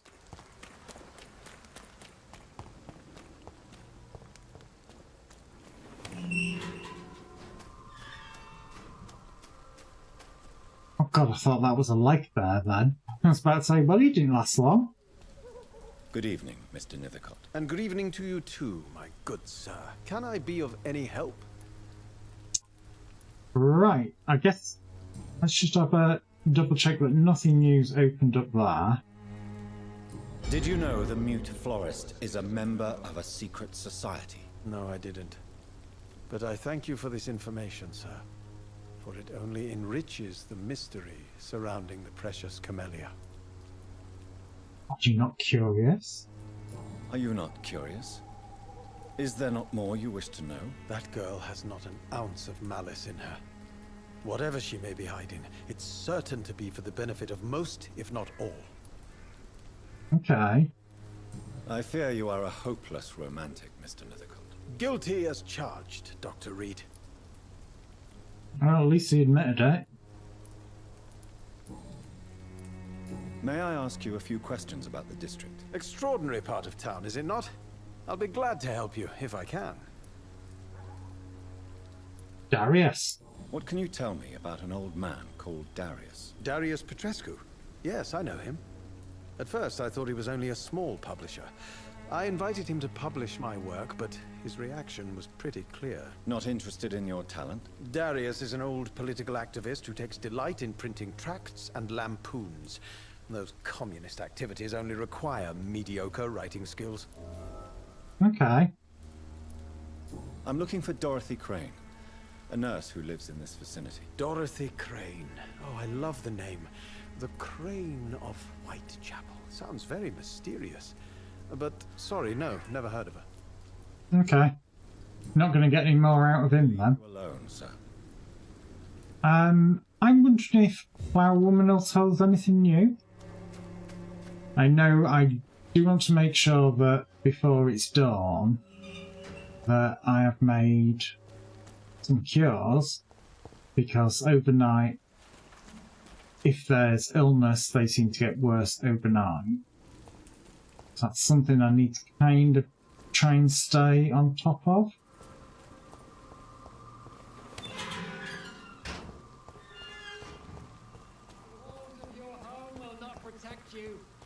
I was trying to remember where the hell she were, though. I think it was over here.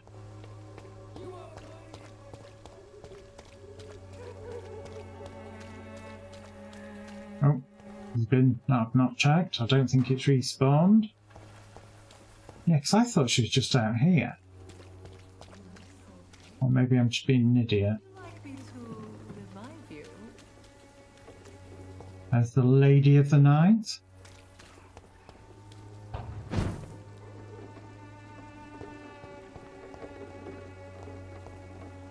Okay, so what was the point of being able to get up here?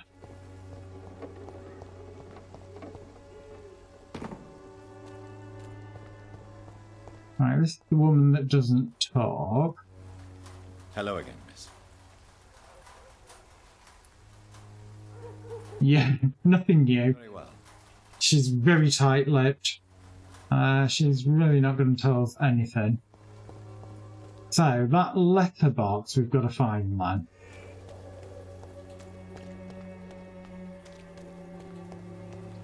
Pay me a glass and I'll be gentle. Pay me a bottle and I'll be nasty. Oh, okay. So, let's have a look. Mailbox. Normally you would find them on the main thoroughfares. Oh, that looks like blood. That is not a good sign. This is despicable. Okay, well, obviously, follow the blood.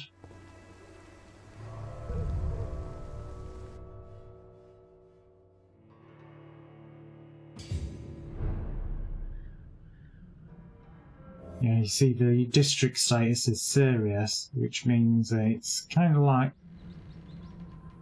slowly getting really, really bad here. Oh my god, okay. 2 dead in this one.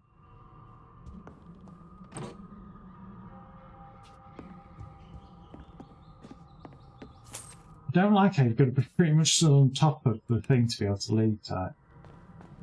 That is kind of annoying.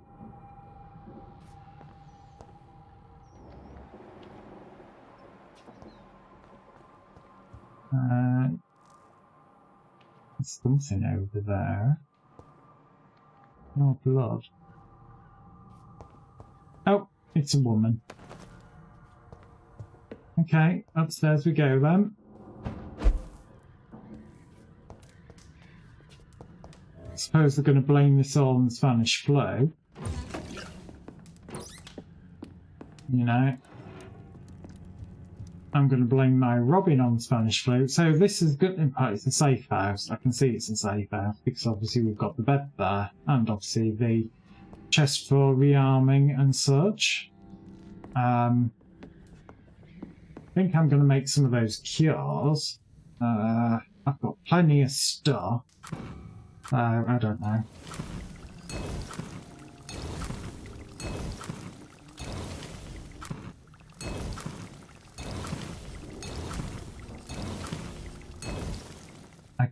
I think I saw one person that had bronchitis. I I've not seen anyone with pneumonia or sepsis. So I'll make 2 for bronchitis just so that I've got them. And I'm going to make 1 of those so I've got them again. Right, I'm going to try and cure some people. Or at least try and make them a little bit better, if I can. Yeah.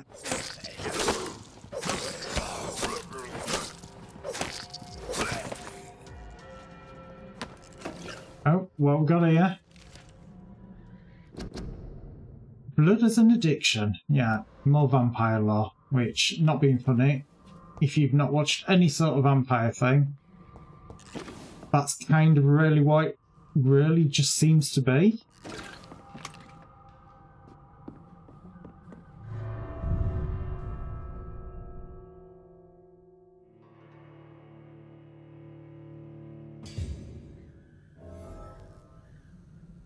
What I was going to say is it crashed, black screen. Right, so let's have a look.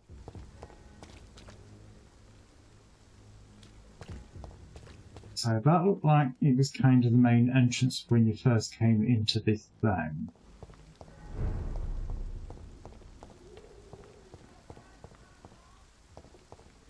So yeah, it is because that was the meat shop that I saw and I was like, oh, what's that?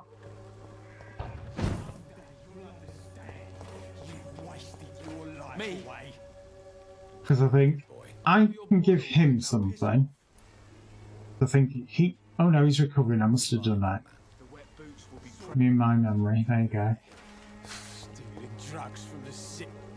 He wasn't well. I can't remember what was up with him. I'm afraid not, Mr. Reed.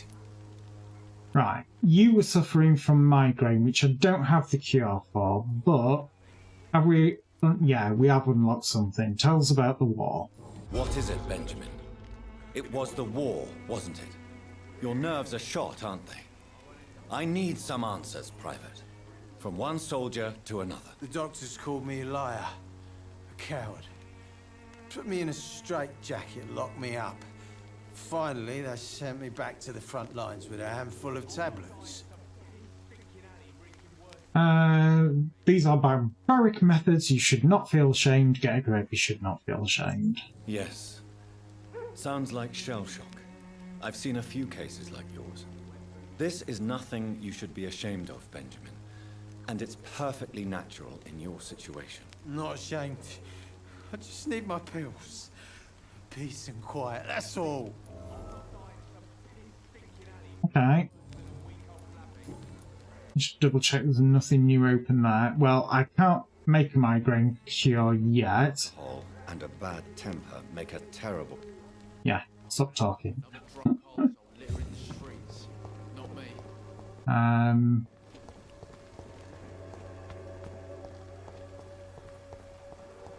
She's the crazy woman that's selling a fake remedy, in my opinion. Maybe it's time to see if this Christina is still working. Him, I believe, is recovering yet. But building. That's the building where all the shady stuff is going on. Or the shady clinic, if you like. There is a mailbox here. Don't see anything kind of around it that makes me think that's the mailbox in question.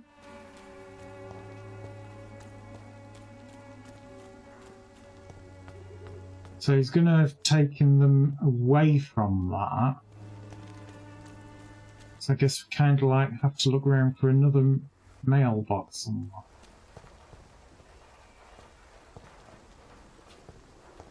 I saw something glowy there. But, oh no, that's where the werewolf is, and oh, you know what?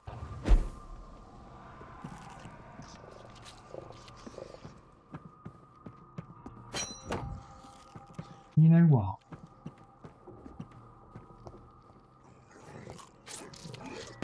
Die, werewolf!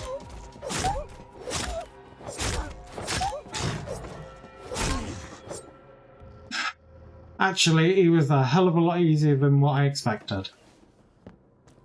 Who's the dead person? Looking at that, just a vampire hunter. Was there anything up here? Yeah, there's a glowy unit.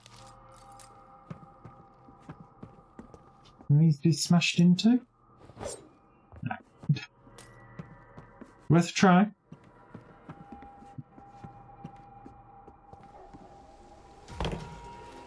Oh god!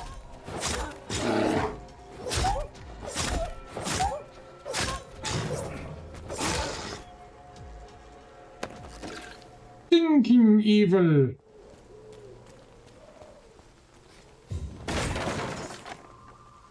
Okay, I'm kind of charged my way through that.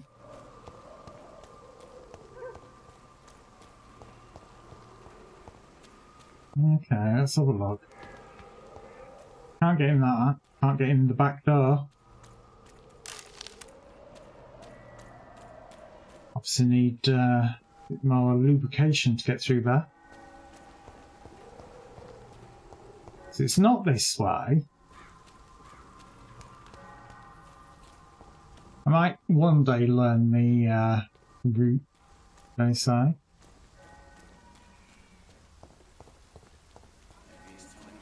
Four. 5. So it's now 5 AM. You pay one way or another. Please, Joe.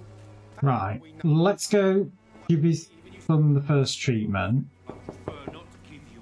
Good evening. Because he was suffering from fatigue. Sure. Even my dreams are soaked with gloom. Yeah, let's see if he's still suffering from the same, which he is. So, may I ask you a few questions? I'm not bothered. What could be worse? I'm going to cure you. That one. Any medical help, young man? Yes, I do. I feel so tired. I don't know if it's the epidemic, but everything seems so hard. Stop playing with it then. You'll feel better with this. But you need to get a grip, young man. Medication alone won't cure melancholia. I'm not sure I'm happy with the idea of living long in a world like this. But I thank you for your concern, sir. Right, he should now be in recovery stage. Oh, we have got a another unlock. Would it ease tensions with your father if he got an honest job? Because he tried, you know. I can't say. I'd be glad if he dropped his thuggish activities, but I'm not sure it would be enough. Why is that? Sometimes I suspect it's me, Dr. Reed. Or it's this life. It's like I can't find my place. Oh my god, talk about bleeding heart. Goodbye, young man. Take care of yourself. I think his dad was suffering from something as well. Again, vampire side. No, Daddy is healthy. Must be the hoe then that was suffering. I think she's suffering from fatigue. I thought that was a pile of blood then. I was going to say, has she been killed off already? Yeah, she's suffering from fatigue as well. Good evening, Christina. Change your mind, Mr. Reed? No. Do you need any assistance, Miss Popper? It depends on the price of your medicine. It's free! I am shocked that you would think I am that sort of man. Forgive my suspicion. I'm so used to liars with good manners. Thank you, sir. Alright, so Goodbye, miss. that should be her now in a recovering stage. Yeah. Just leave me vampire sight on for a little bit. I'm not sure if the she's healthy. Can't eat her. Oh, could eat her, but I'm not gonna. She's the one that's my guy seems to think is pretending to be a mute. Not quite sure about that myself. He's got the common cold. I don't think I have a cure for the common cold. Can't remember. what am I carrying? Treatment for... Oh, I do have a treatment for common cold, so we will help him. Oh, come. It's just weird that he's hanging around in a graveyard. Too, my good sir. Can I be of any help? Do you need medical attention, sir? It may be wise to let you prescribe me something. I don't feel like I should. I understand your appetite for words and macabre beauty, sir. But you should be more careful. The nutrition of my mind is more important than my physical health. But I appreciate your concern, sir. Right. I'll leave you alone, sir. So let's have a quick look. Who else have we got here? Oh my god, look at all these sick people. So she's recovering. I've got to find the press guy and give him something for fatigue. He's recovering. He's got migraine. Nothing I can do about that at the moment. She's healthy. He's recovering. He's recovering. He's got bronchitis.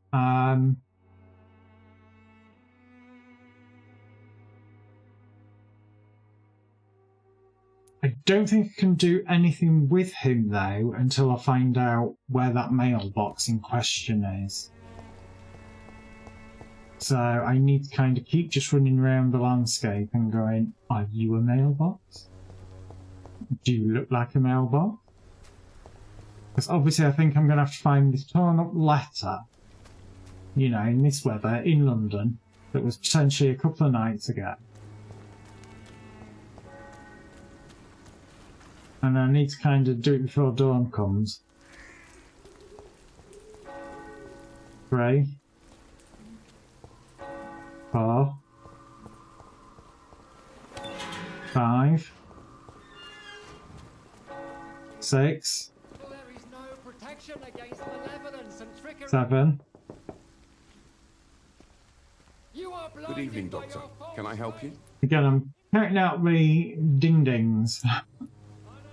No, not that one. I want to cure you, don't I? You need assistance. That would be nice of you, Doctor. Who knows what I may have caught during my investigation. Well, that's true. If you persist in investigating the most pox-ridden boroughs of London, you must accept the risks. Thank you, sir. Goodbye, Mr. Darby. Farewell. Right, so continue looking for a mailbox. I suppose technically we ought to talk to him again and say, you know, your kid wants you to give up the lifestyle you're having. But we don't have it unlocked yet, which I kind of was assuming it would be. Goodbye, Mr. Peterson.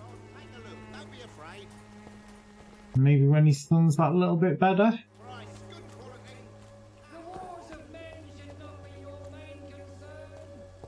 Technically, I do kind of have the vampire symbol, so maybe that's where I need to go. So pale, my lord. Would you like me to revive you? She's still trying to get in my pants.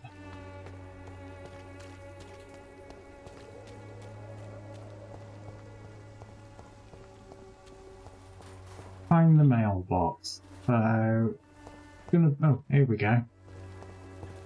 Right, letter's going to be that it's all up.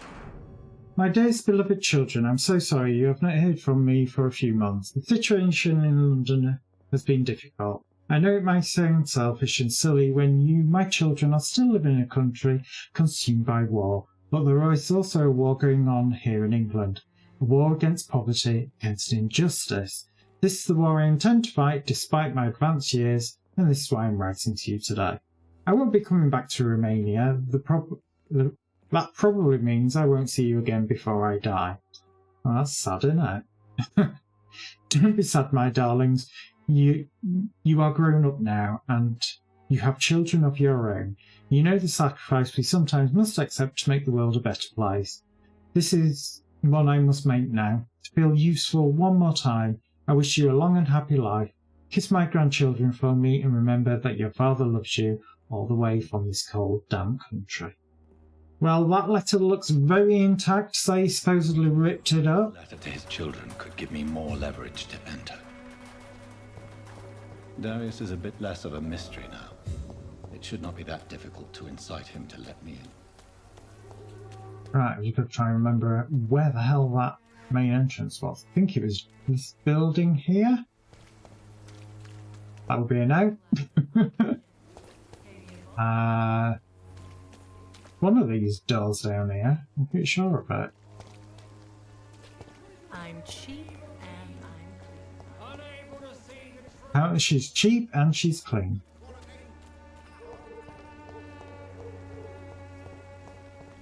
That's where I followed the murders. It took me to the safe house.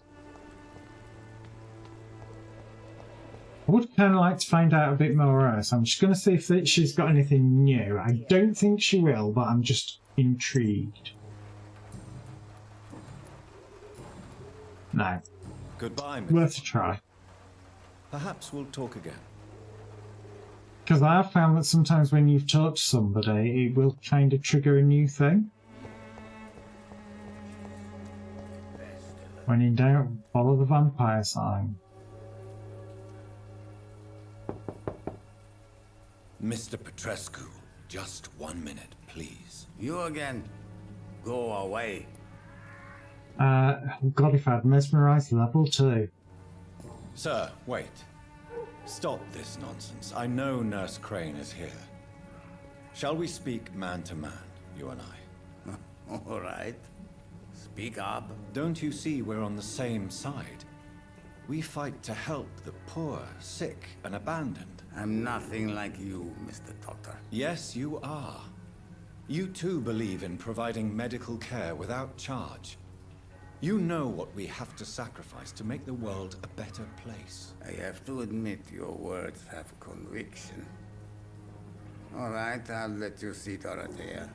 Don't make me regret this, though. Not being funny, but can I kind of like cure him before I go any further? Because he's got bronchitis. And I think I made the cure for it. Oh, what's this here? Antique figure, yeah, so that's kind of like hoping for a migraine cure. Would have been quite nice. All right. So I'm going to talk to him first. Large box of pills. I wonder if they're the pills that the guy out front was talking about, saying he needed his pill. If you want to talk to Dorothea, you must go across the courtyard and take the stairs. We've not been formally introduced.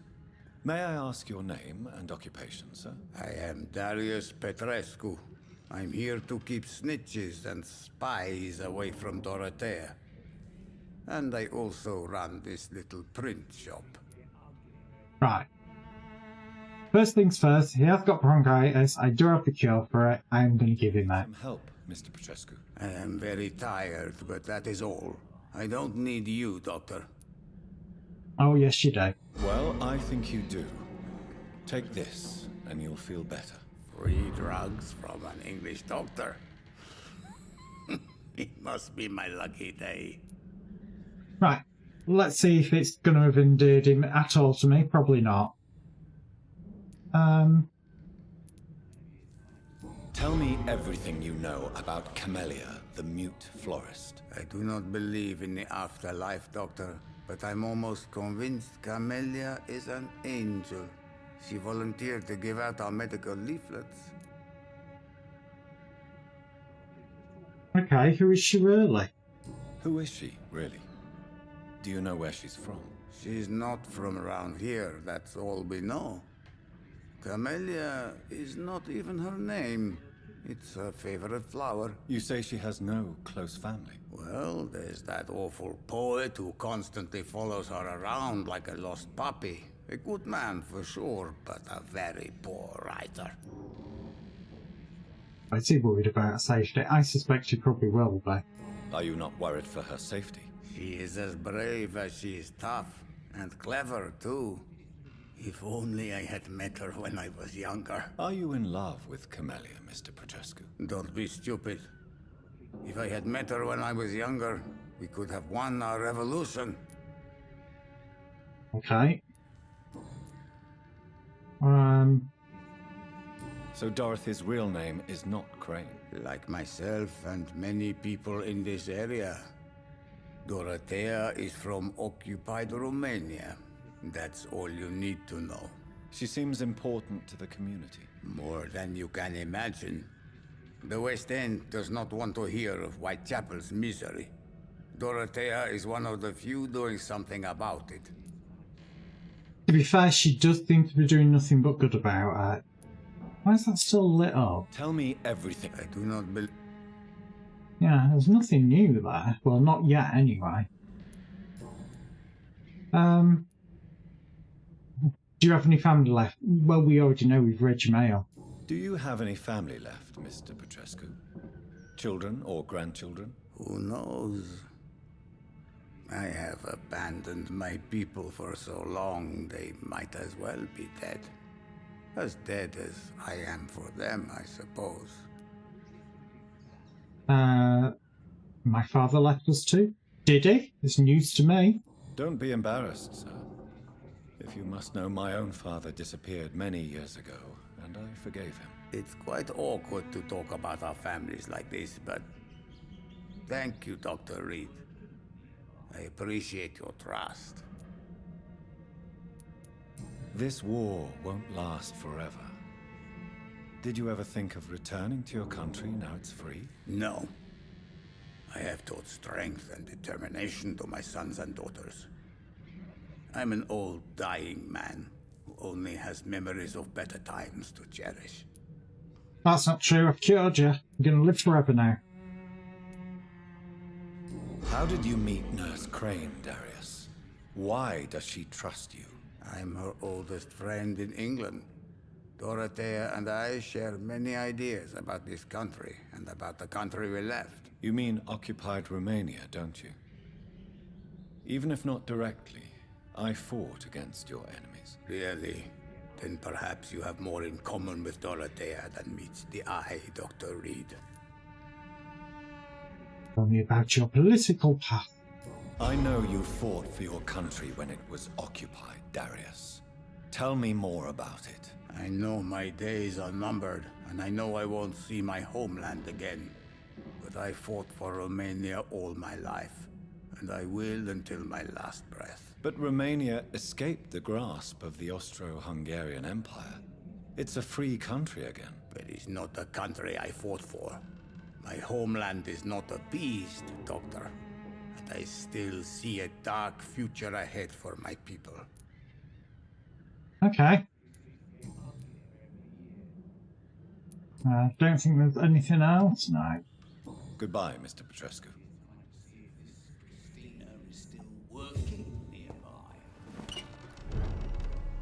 Right, let's go talk to the nursewoman after I've done a sweep to see if there's anything to steal.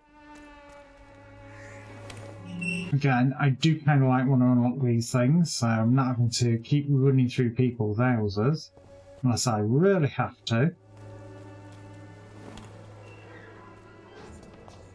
But also, it does kind of get rid of barriers. Oh, some of the medical boxes that she obviously borrowed on a permanent basis. Oh god, look at this place. What a dive. Get some of those medical bits back. People are obviously not well here.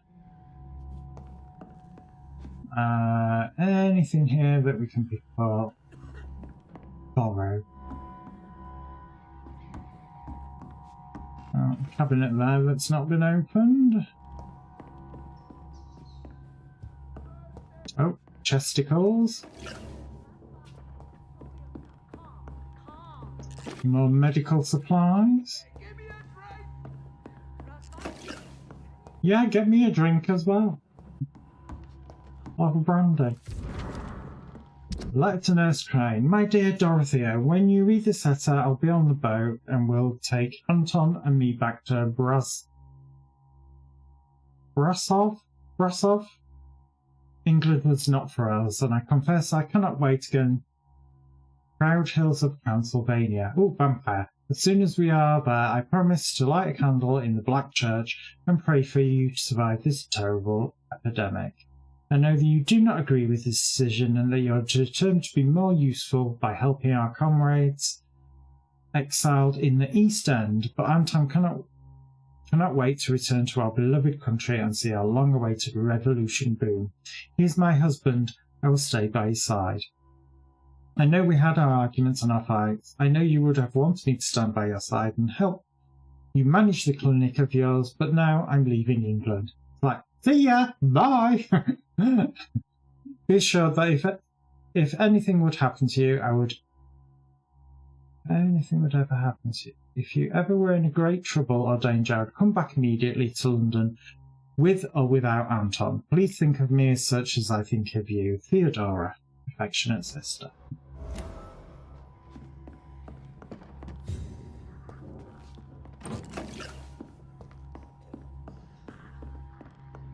Sounds like some monsters up here somewhere.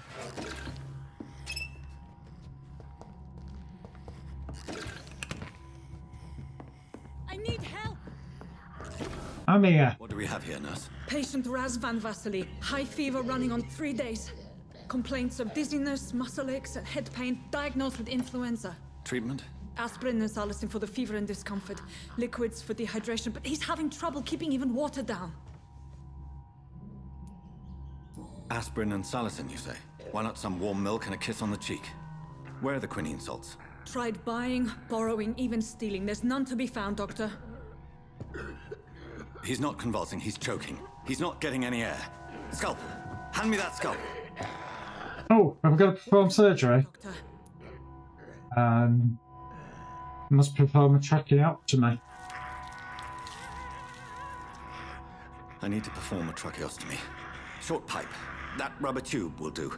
We're going to cut a passage for air through the neck. Yes, Doctor. He's breathing again, but he's coughing up blood. Internal hemorrhaging. I need to make another incision into the chest cavity to drain the fluids from the lung. Prepare another tube. A thoracostomy? Doctor, we've nothing to fight the infection. We need an aseptic environment. Yeah, what would you suggest? Right then, Nurse Crane. What do you suggest we do? I've no idea. I'm not the doctor. Time is of the essence. We need to perform a thoracic drain. Yes, Doctor.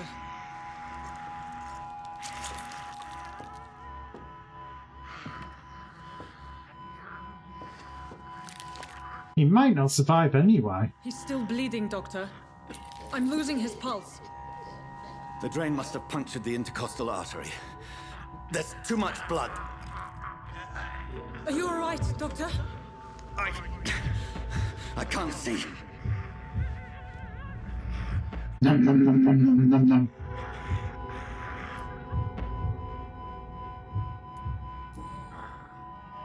I must first suture the artery. Find the wound. The source of the blood. Needle and thread, Doctor. Good. The stitches are holding. How's he doing? We're losing him. We've lost his pulse. He's dying, Doctor. And they're forcing me to vamp him. Cardiac massage, now. Cardiac... What? Are you making this up as you go along? Oh, okay, maybe not.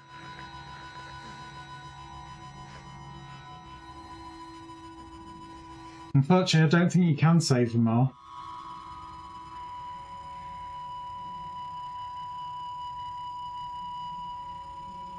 He's obviously had a broken nose at some point, looking at that. Just don't lick your fingers. Pulse. He's gone, Doctor. Nurse, we did everything we could. Truly? Everything you could. Is that how you'll report this in your log? Is this how the war went? Piling up one poor corpse beside the next? This was not an influenza-induced seizure. I've never seen symptoms like these on the continent. Neither have I. But the previous symptoms leading up to this attack were the same, indistinguishable from the epidemic. No. There was something more vile in these reactions. Something primitive. There have been numerous reports of mental breakdowns caused by the fever that accompanies the flu itself, Doctor. Yes, but... I'd best take some samples of the blood for analysis.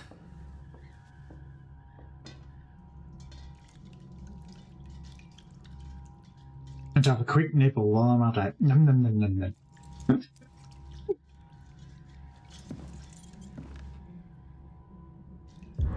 I doubt you're here to test my bedside manners. Right, just a quick little look-see again, you know, because obviously we didn't get up here.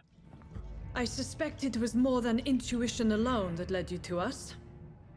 So, how might I be of service, Dr. Reed? What case of how can I be of service? I've come to put an end to this insufferable blackmailing, Dorothy. Doctor, you think your warnings scare me? I've stolen and plied, blackmailed and lied, but what else am I to do? I'm all these people have. You now have me. But why Lady Ashbury? Why her, of all people? She's pristine and proper, all right. But that she-wolf in sheep's clothing murders the poor for sport. I have her where she belongs, and I'll milk her for all she's got. Okay.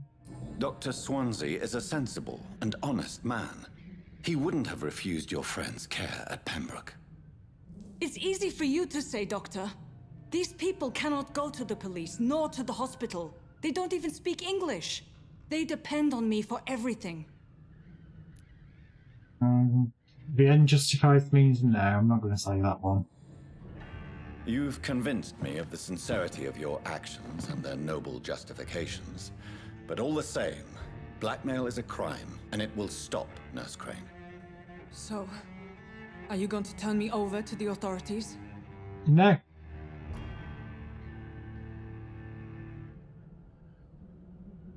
Oh, I could vamp her and end her life. I could spare her, but you resign. Charm, you will forget all about this. I'm not going to charm her. Or do I? Because otherwise she does know about vampires, doesn't she? Well, she knows that the Lady Ashbourne's can... No, I'm just going to tell her to resign, I think. Or do I?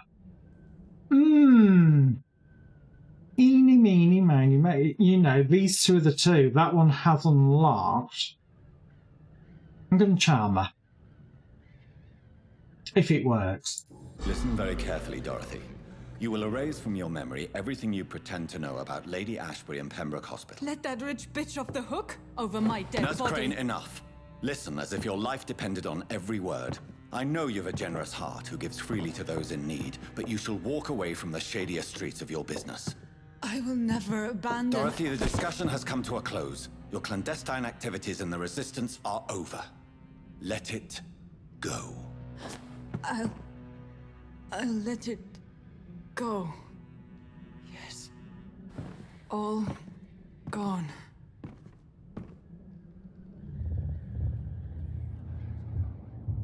Oh, mesmerized level.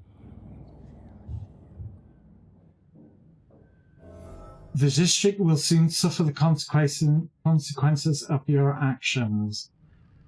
Ooh, maybe that was not the best option, but you know. It does actually say live with your actions, and kind of still think.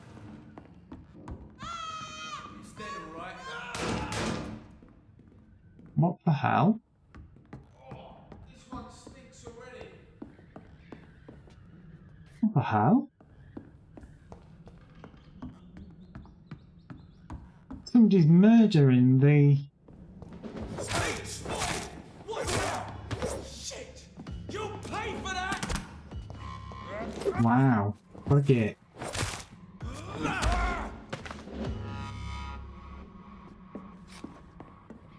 Can't believe they killed them. So, maybe telling us to forget about it wasn't the worst case scenario, because I suppose technically it might have saved her life. But it does kind of make me think that the cure that I gave the old man might be wasted, because, you know, if these guys have killed him...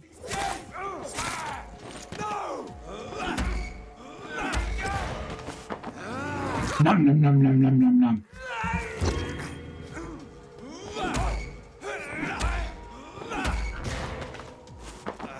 Nom nom nom nom nom nom nom.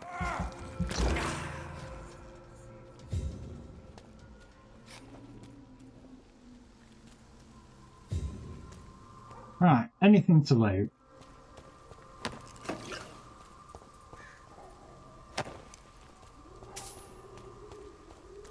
So, in a way it's a bit shit because it, you know, I've kind of abandoned the immigrants here.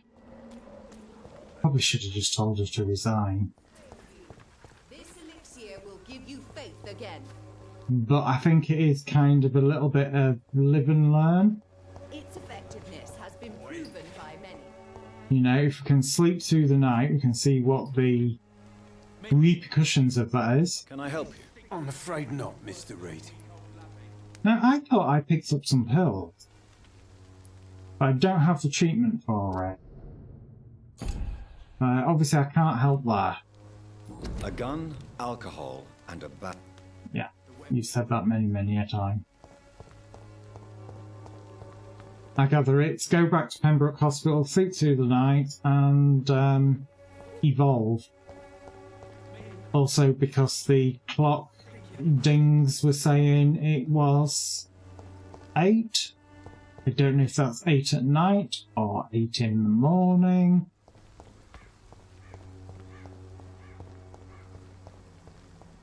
You know, and we've kind of like got the repercussions of what I've done. Be them good, bad, indifferent. I'm hoping it's going to be better because I did kind of give the cures to some of them.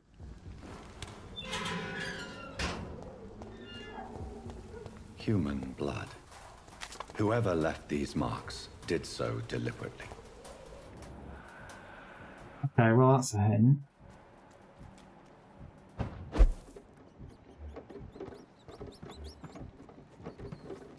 Rogue Skull, so we've got some more vampires down there. Or... Yum yum yum yum yum. I'm doing this. I can. Can I get over that? No. Oh my god, that flickering. Just gonna double check, make sure there's nothing else new that I can make. Oh, can I analyse that blood? No, I can't. But I got new blood to analyse.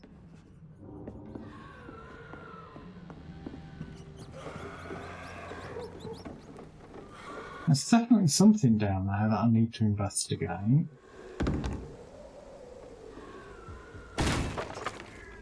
Come on, get around that. Kill it, boy! Oh my god. Burn it, boys!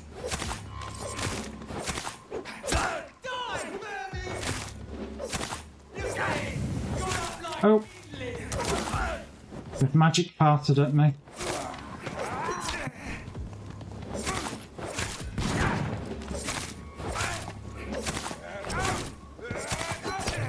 Come on, die, Toby.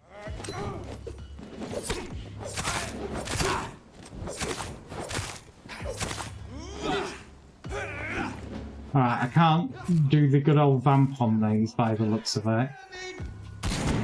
Oh.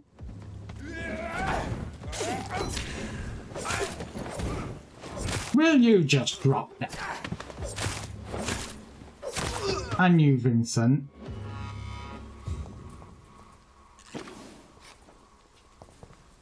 Right, was there anything else to pick up?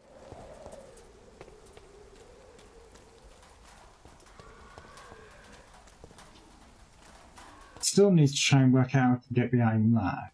That was just like a jump up there and it was blocked. So either I don't have the right tools for what I need, or there's an alternate route. Which could be this way. Like so.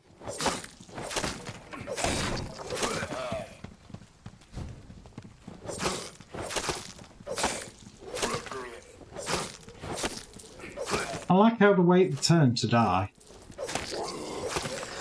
It's like, I'll be with you in a second. You'd be so kind, you know, just to like, wait for me. Hell yeah. Bit random.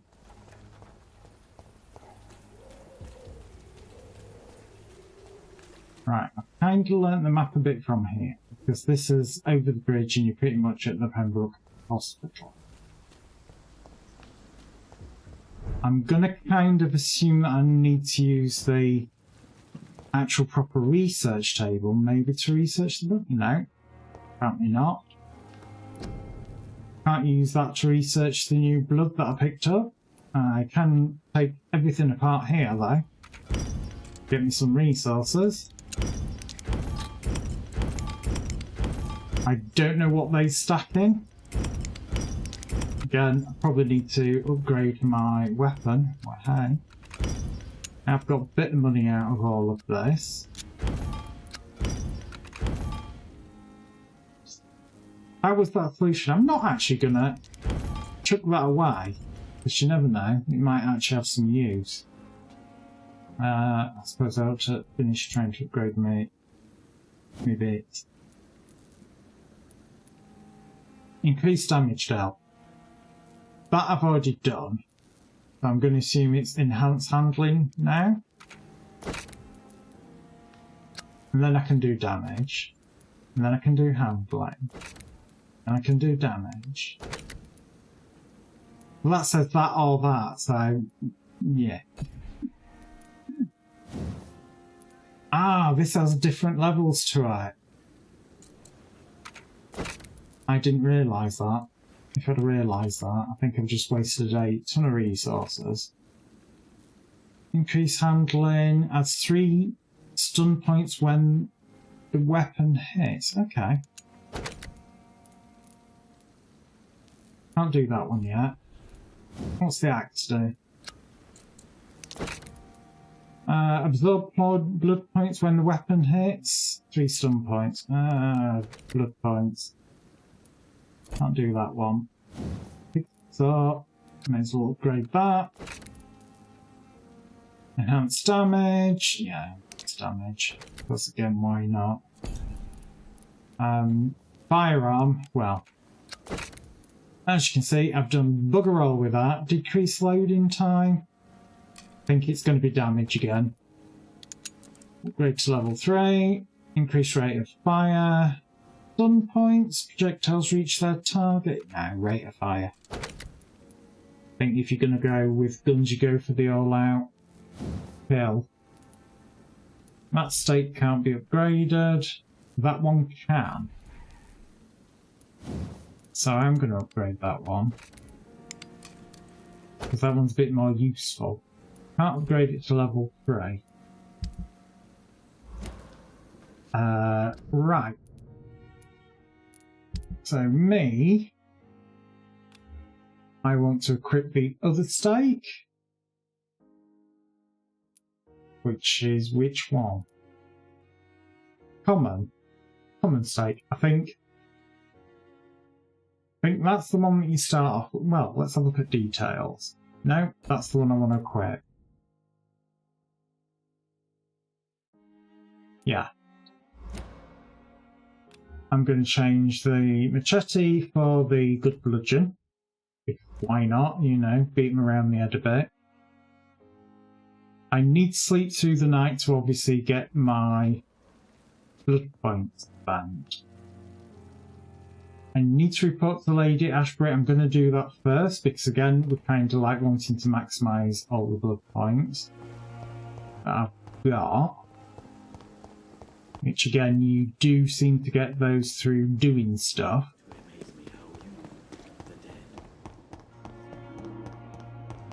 No, not that room.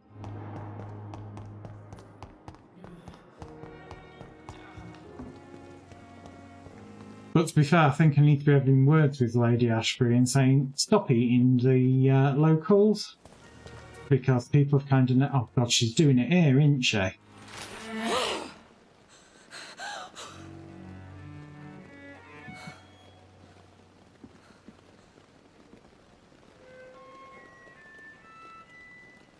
I would ask you to avert your eyes, sir. Or did you not know it was rude to stare? I knew it. Speak up, Dr. Reed. I like a man who speaks his mind. He trusted you. It's in the end, you're a killer. Compassion only hides your appetite. Well, that's kind of really calling her out on it. Trusted you? Did I really? In the end, you're a killer. Well, technically, so am I. So, compassion only hides your appetite. Hiding your true appetites behind a facade of compassion. Bravo. Very clever indeed. Spare me your sarcasm, Jonathan. You are but newly born in this world. No need to apologise. We are all vampires after all, so the accusation was true. So in the end, the accusation was true, wasn't it? The situation is somewhat awkward nonetheless. I have not been observed sustaining myself for many decades. I have to say I'm a trifle embarrassed. Anyway, I have concluded my inquiries concerning your blackmailer. I see. Please excuse my agitated state. Under normal circumstances, I wouldn't let anyone see me in this condition. The case is closed, your ladyship. The person who took advantage of you has, shall we say, seen the error of her ways. So who was it? My lady, the blackmailer was dealt with using the utmost discretion. The culprit's identity is of no relevance. Thank you, Jonathan. That is exactly what I needed from you. You have proven your loyalty, so, as a friend, please accept this small token of my appreciation. Thank you, my lady. If you 50 shillings. More about vampires or your current situation, I will be glad to aid you in your quest for knowledge. Yeah. Yeah, I suspect with limitations on it. Swansea allows you to kill. Oh, actually, that is a very good question. Because Swansea knows what she is. He obviously knows she spends a lot of time at this Pembroke Hospital. So he can't say that he doesn't know that she's eating them. Why does Dr. Swansea allow you to feed on the patients of the hospital? Dr. Swansea is a good and compassionate man. He is trying to find a solution for our hunger. Until that happens, he is clever enough to understand that I only feed upon the dying.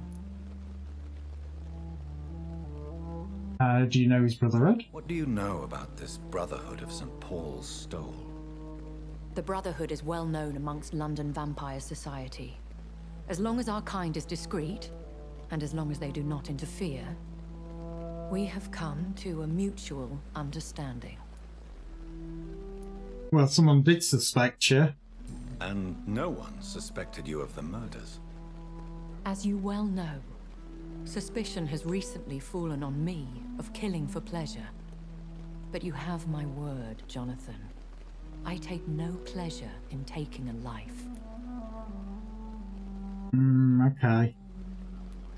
I know this is beyond the pale, but may I inquire your age? Really? And I thought you were gentlemen. If you must know, I'm 27. I've been 27 for a long time now, and 27 I shall remain. Huh. This is not all the truth. Very well. But I believe there is more to this than you are saying. A lady has to have some secrets.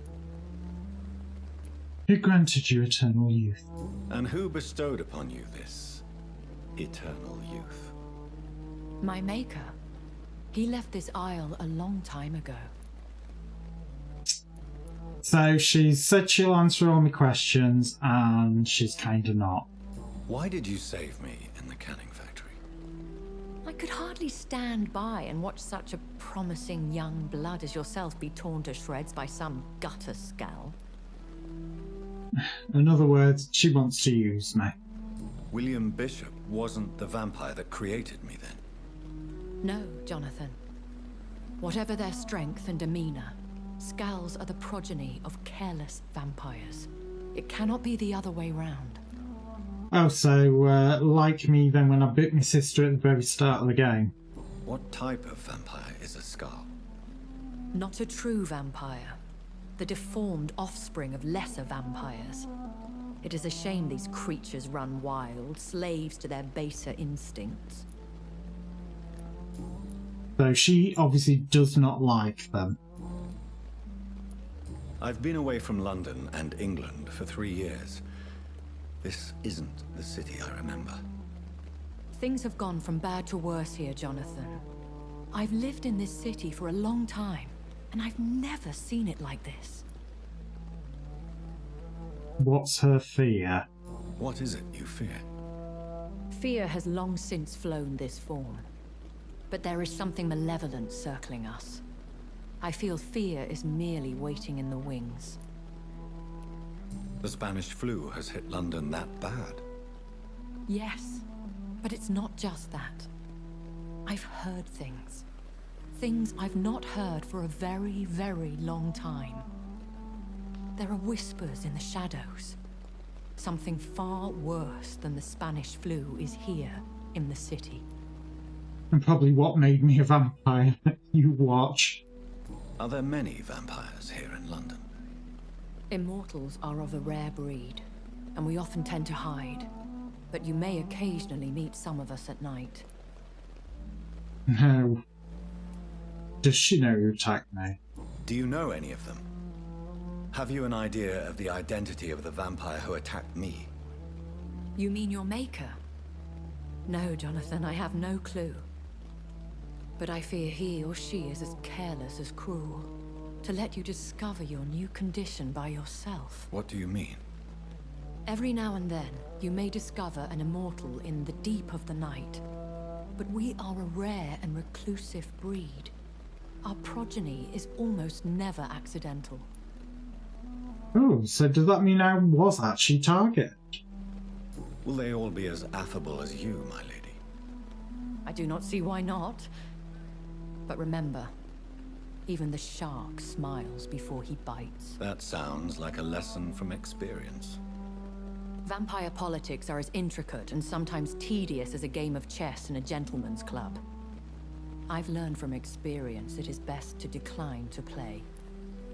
Well, I don't think I've really got those options. When I awoke, changed, I was chased and attacked by vampire hunters. Prepared and well-trained. Though I can't be certain. More than likely it was the once glorious Guard of Priwen. Once glorious? Once glorious, but still dangerous. They have seen better days, but all fanatics are dangerous. You would be wise to stay clear. They are sworn to destroy our kind. Well, to be fair, they haven't done a very good job of it so far. You make them sound like some sort of cult. More a society. And like all the best ones, a secret society. I thought them almost gone. But it seemed they have been recruiting. Just a bit. So, what does she know about me? Why was I left for dead? Yeah. I don't understand. Why was I created and then left for dead? That is a question only the one who made you can answer. It's not normal practice. I doubt even if you find him, he will answer you, considering how cruelly he treated you. Could it be a mistake? So me being a vampire could have been a mistake. I very much doubt it, Jonathan. Contrary to the legends, it is not as simple to make another vampire by just biting someone. Go on then, how were we created? I'd like to avoid creating another vampire by mistake anyway. Tell me, how is it done? The process is dangerous. It could even kill your potential progeny. If you did decide to sire an offspring, they must drink of your blood, Jonathan. Well, I already knew that. A vampire? Is that what I am? What we are? Such a crude word, defined by penny dreadfuls and drunken hacks. No. You are now an Ekon, and that you shall remain. An Ekon is a vampire. So we are Ekons. How can I identify us amongst other vampires? How to put it? All Ekon are vampires. But all vampires are not Ekon. We are but a branch of the immortal tree.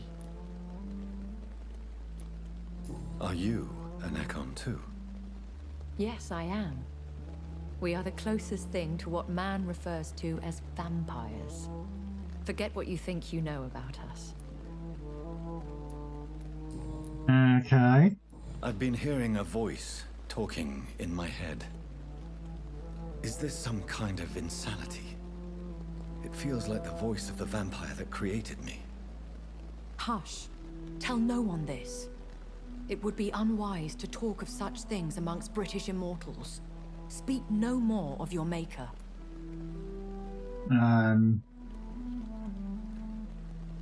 Well, yeah, I suppose I could ask her outright. Is she my maker? Excuse my forwardness, but are you my maker? Me? Goodness, no.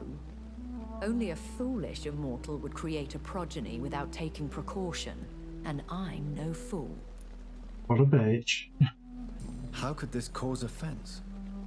Only the powerful immortals can mentally call to their progeny. No vampire or hunter will sleep easy, knowing that an unidentified elder is stalking the streets of London.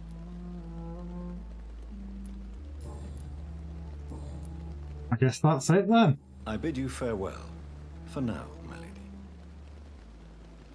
I must quickly analyze the blood I took from Nurse Crane's patient. That blood that I tried to analyse and it wouldn't let me.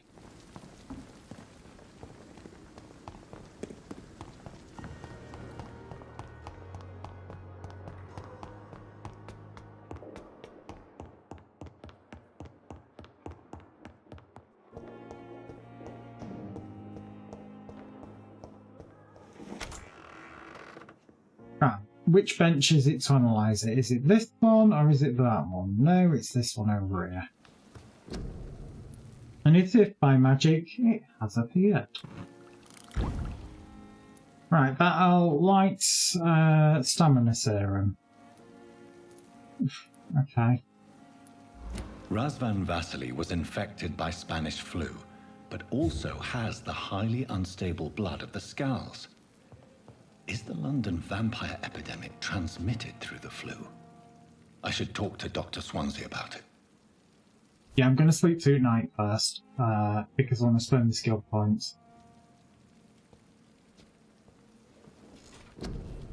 Right, so let's have a look. The heal.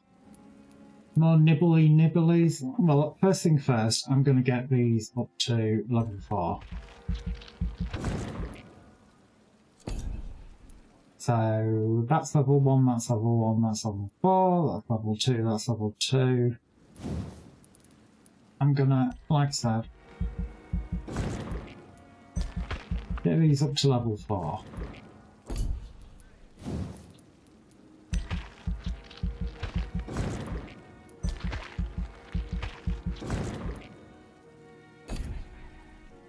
Can I increase my heal by something? Holy Christ, look at that cost! Okay, so these are really, really expensive. That's something to note. So I have 400. Blood barrier, coagulation, making them defenseless. How much? 600. That's going to be 600 then, isn't it? Yeah. What about Claude? Oh my god, look at the prices of them. Yeah, they aren't cheap. It's 500. Shadow Veil, that's 500. Yeah, I probably should have actually looked at these before. spending. Yeah, I suppose I could reset it, but you know what? I'll get more blood.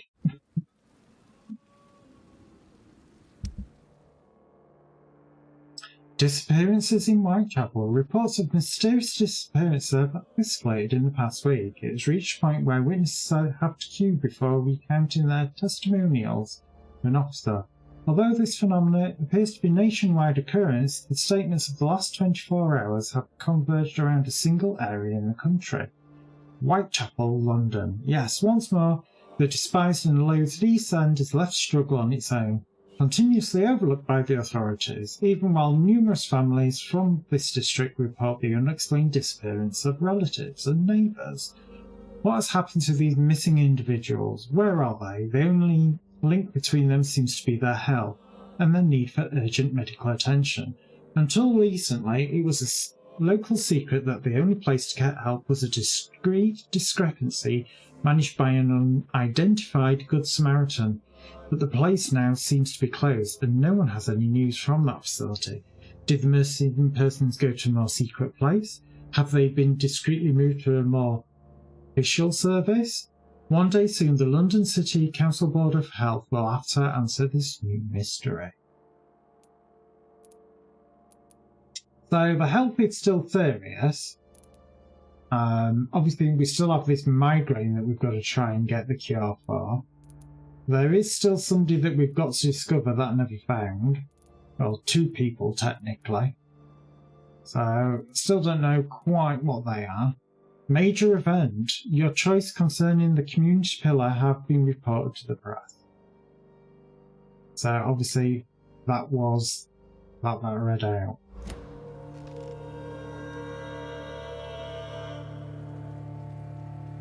And obviously, this is the next day. But also, that's where I'm going to be leaving it for tonight. We are coming back with it tomorrow. More Vampyr, more fangs, more, biting of necks and killing vampire hunters. It's Spooktober, so normal schedule has kind of like been put on the back burner a little bit until after Spooktober. So, as always, don't do anything I wouldn't do. And I will see you again tomorrow. Take care now.